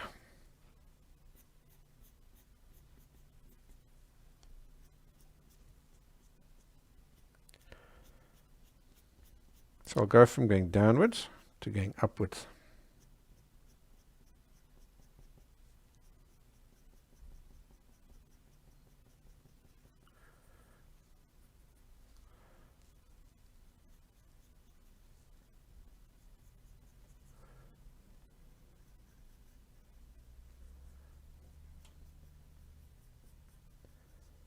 You see, I'm just using little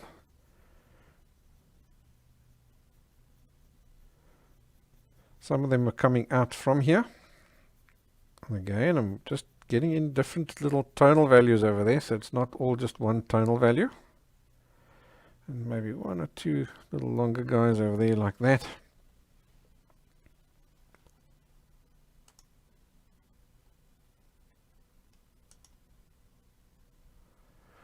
Alright, I think I'll just go to there like that.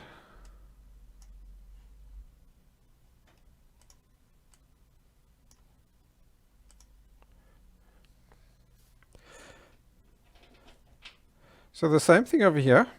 You've got hairs that are coming down this way. So I'm just checking their directions, flicking them in. Keep turning the pencil every now and again. And try and figure out how far do they go down. So let's get them in like that.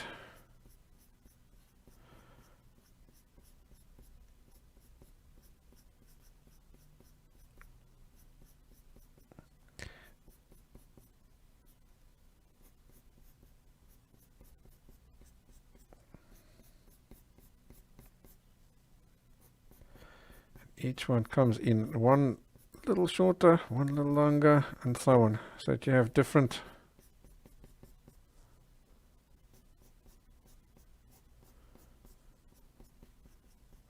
everything's a little bit random. Over there, and then here you've got these shorter guys. So they're quite light and really short. So I think I'm going to put it in initially just with a shading.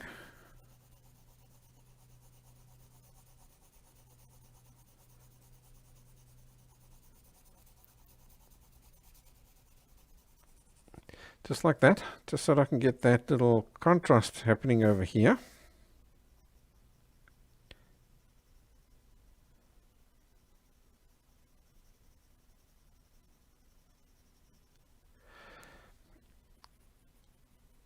And then I'm going to just come in and just add a few little random flicks and things like this for now.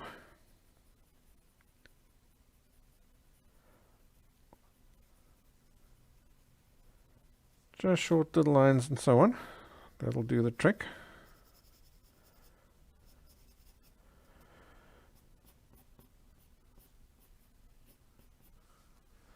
One or two flyaway hairs there too. So again, yeah, it's a case of just adding some odd tonal values and stuff in there. So it's not all the same tonal value, a little bit of differences.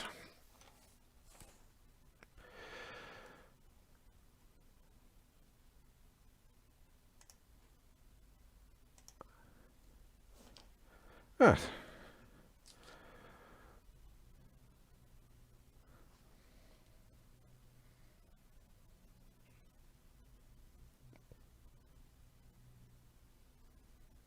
Right, so for now what I'm doing is just going to fiddle a little bit with the tonal values, just a touch more. I think we're mostly okay.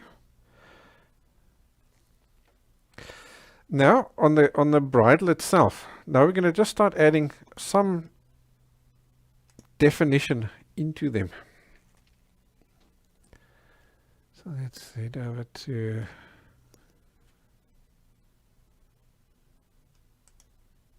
that camera over there. And I'm going to really just add the least amount of detail I can into them. But it's you can have that suggestion that there's a ton of detail. For example, I'm going to add just little dabs and dashes in here for stitching. There's little holes.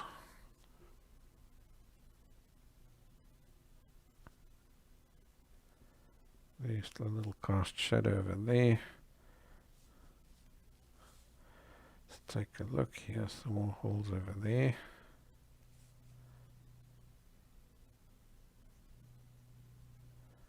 That guy's a cast shadow. That guy's a cast shadow. That guy's a cast shadow. That guy's a cast shadow.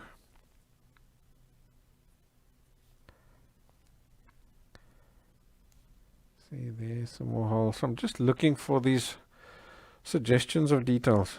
There's a bit of a shading in that guy.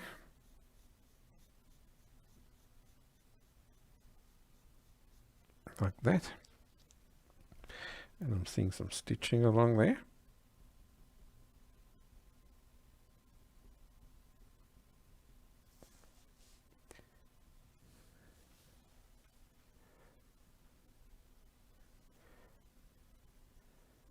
There's a shadow, there's a shadow. There's some stitching along this guy.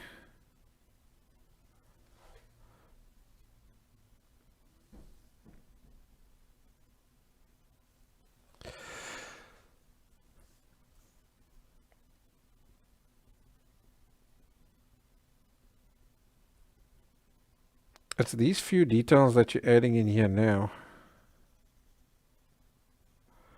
that's going to make this look as though you've spent a lot of time on it, but you actually haven't.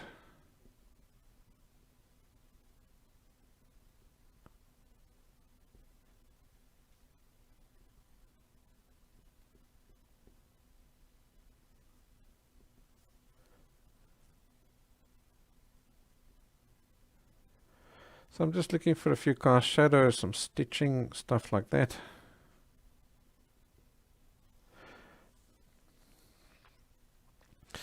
Now you're going to take a look and see how do these things curl. And you're going to add little shading onto them. So for example, this one curls upwards. So I'm going to make that darker. And this lighter as it curls up, like that.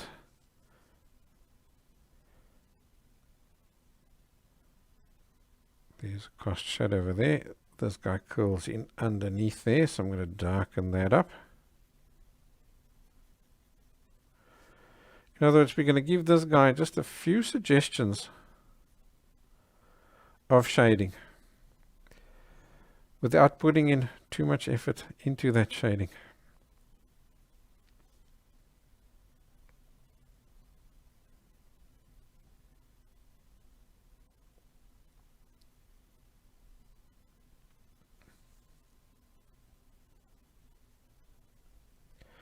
Make him darker over there. It goes up, it goes lighter, and then he goes maybe a bit darker over there. And then as he curls out, it goes brighter again.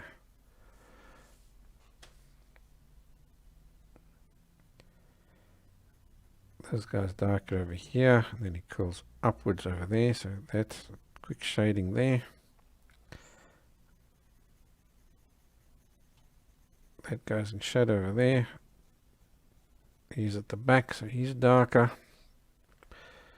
There's something that's round, so let's make this dark over here. And it goes gradually lighter as we go up. There's a bit of height, so maybe that's casting just a touch of a shadow over there.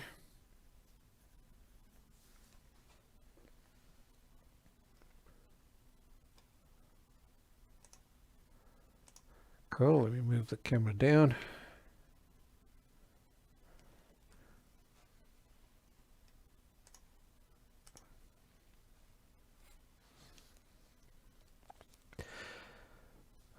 This guy curls around. As he curls around, it goes darker over there. And then as it comes out, that piece starts catching a bit of sunlight. He curls around, so he's dark at the bottom. He goes lighter towards there. Maybe this guy here is in shadow over here.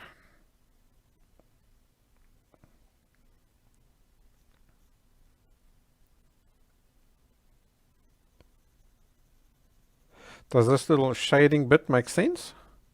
I'm just looking for roundings and I'm putting them in. Very quick little shadings.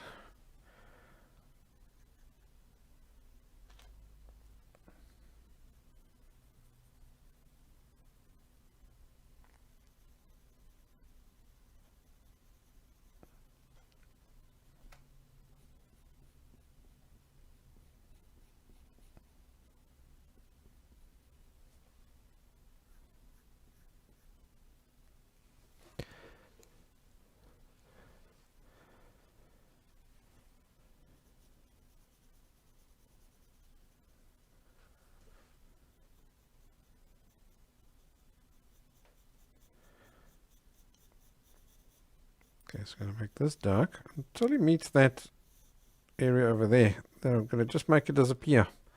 Because now over here, the highlight is what shows us we can see it. Let's start this guy off really dark.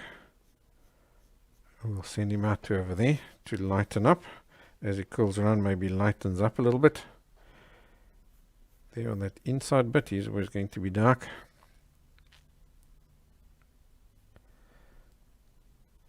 There's another something over there. I'm going to just make that dark. Let's give that a shading. Make that dark.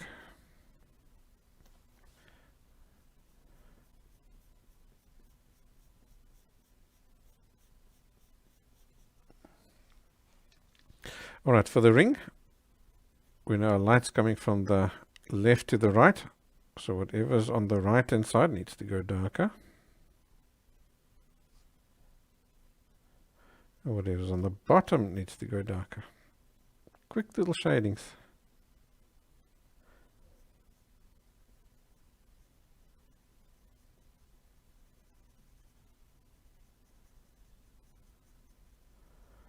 Yeah, that's cool. I'm happy with that. Maybe a little bit of a shadow and a hard edge over there. We can see the end of... Oh, sorry, you can't see that.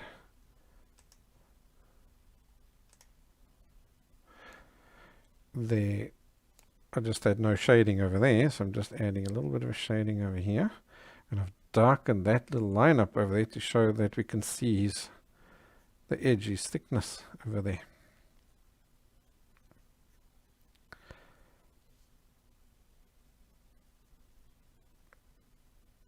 And each of these little loops, I'm going to give a short little shading on the shadow side, just to suggest that they're around, like that. There's some tonal value I don't have in at all, which is part of the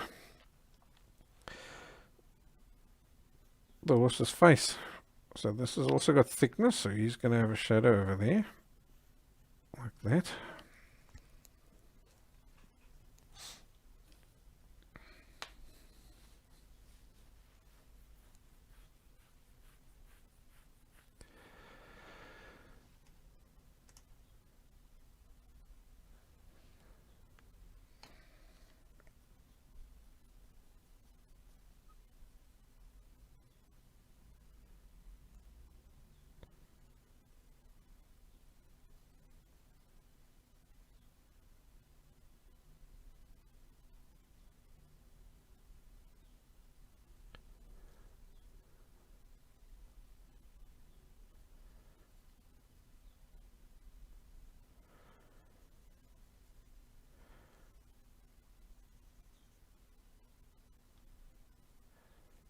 Yeah, there we go. Okay, I'm just fiddling now with 1 or 2 tonal values.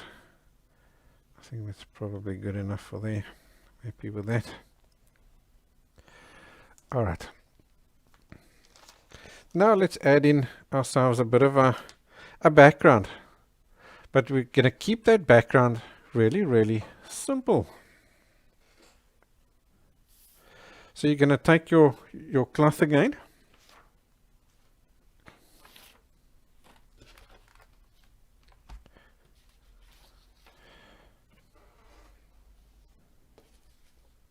And you're going to take this, and we're going to give it just a really basic little shading.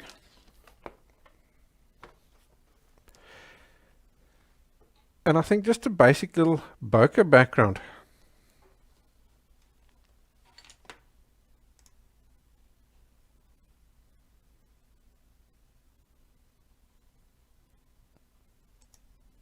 Before we continue, I want to briefly tell you about my real-time paint and draw along art classes on my website. For a very small amount, you can get access to over 400 paint and draw along tutorials where you pack out your art supplies and you follow along as I show and explain to you in step-by-step detail how to complete each project. There are classes in acrylic, oil, watercolor, pencil, soft pastel, and even lesser known mediums like pen and ink and sketchboarding. There's a link in the description below. Take a look. You'll be amazed at the awesome classes available there. Alrighty, let's continue from where we left off. Before we continue, I want to briefly tell you about my real-time paint and draw along art classes on my website. So there are currently over 80 different pencil drawing classes. So this here is an owl. You can see there's tons of different types of classes. Jet, there I've got a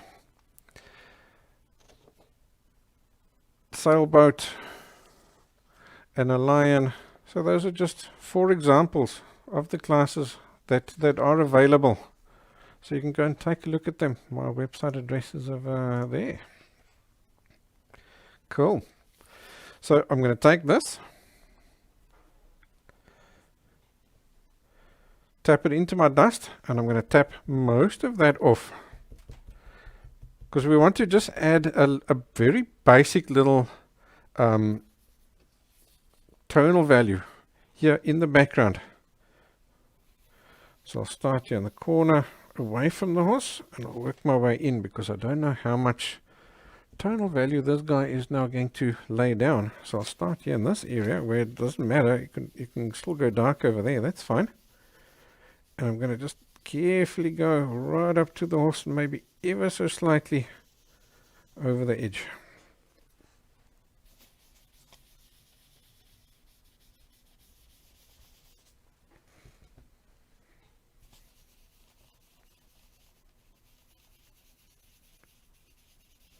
So what you do want to try and avoid now is just getting too much of a halo around the horse. So come slightly over the edge. That's fine. It's not a problem.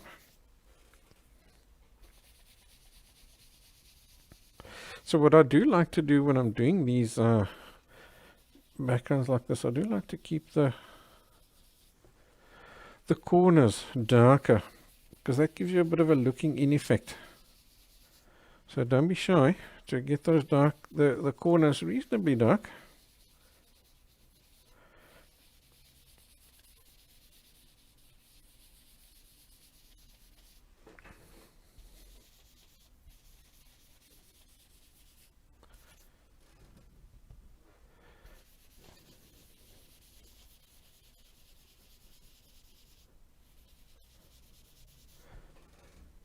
And then as I come here to the edge of the horse, I'm going to create some places where it's lighter and some places where it's darker.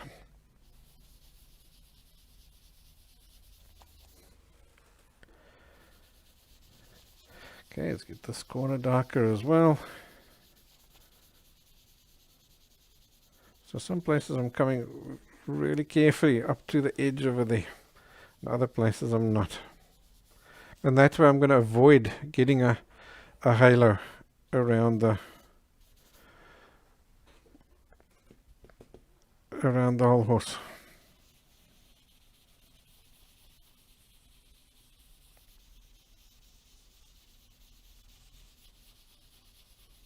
That should be good over there. Darken up that little corner there too. Alrighty.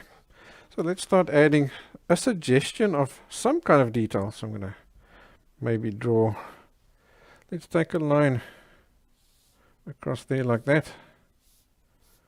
Maybe that's a pole from a paddock or something like that. Let's maybe just darken something up over here to suggest maybe like some ground out into the distance.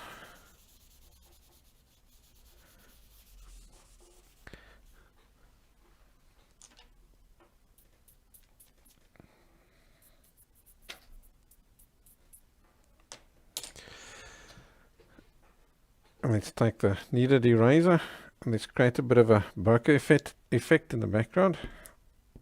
So I'll work out a few little dabs and dots, all at different sizes and so on. Some overlapping each other,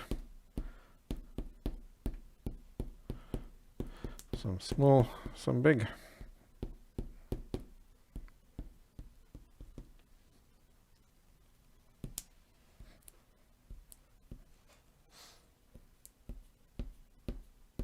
Some lighter, some darker.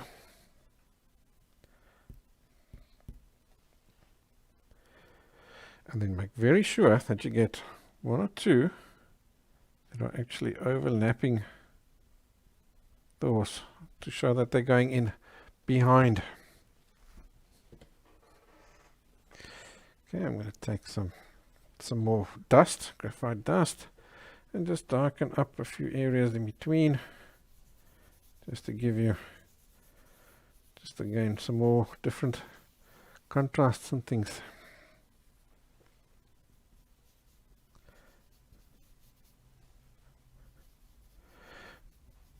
Just using a circular motion.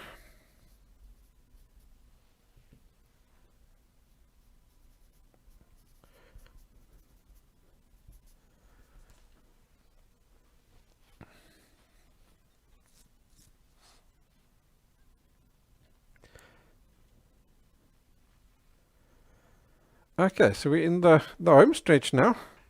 I'm going to take here, add a highlight onto that. Take over here, add a highlight onto this as it curls up over there. Here.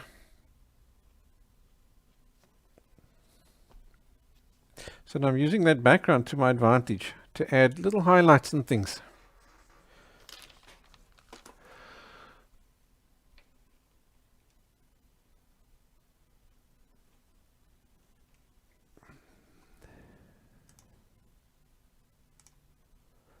Over here, I'm going to take a few of these, take my razor and add a few little lighter hairs that are flying away in that direction and that are coming down like this.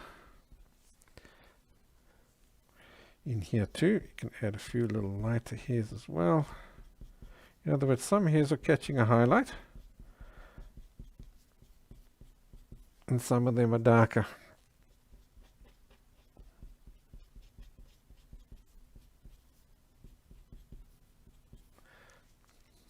Same here on the forehead, one or two lighter hairs in between as well, like that, and one or two lighter flyaway hairs.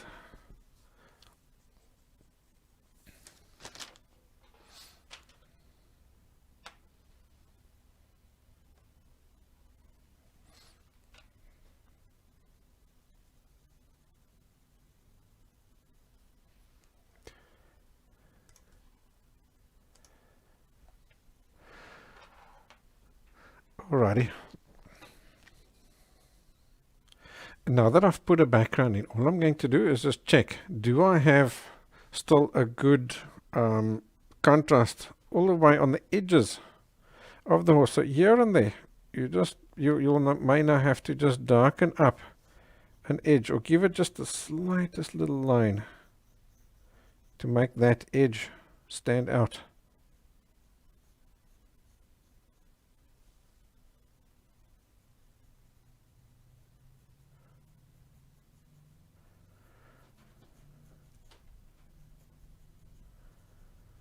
And then right at the end, just give him a final look over with your tonal values.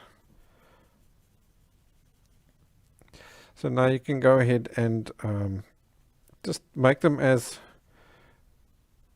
accurate as what you want. So you can spend, if you're doing a commission or so, you can maybe spend that half an hour or so that we chatted about earlier. Knows when you'd spend that time just to get these little tonal values more and more accurate.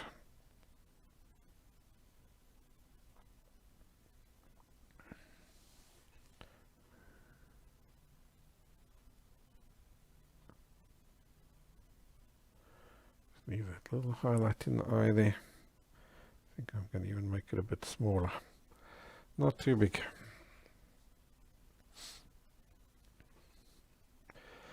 Yeah, I think we'll call it a day on this guy today.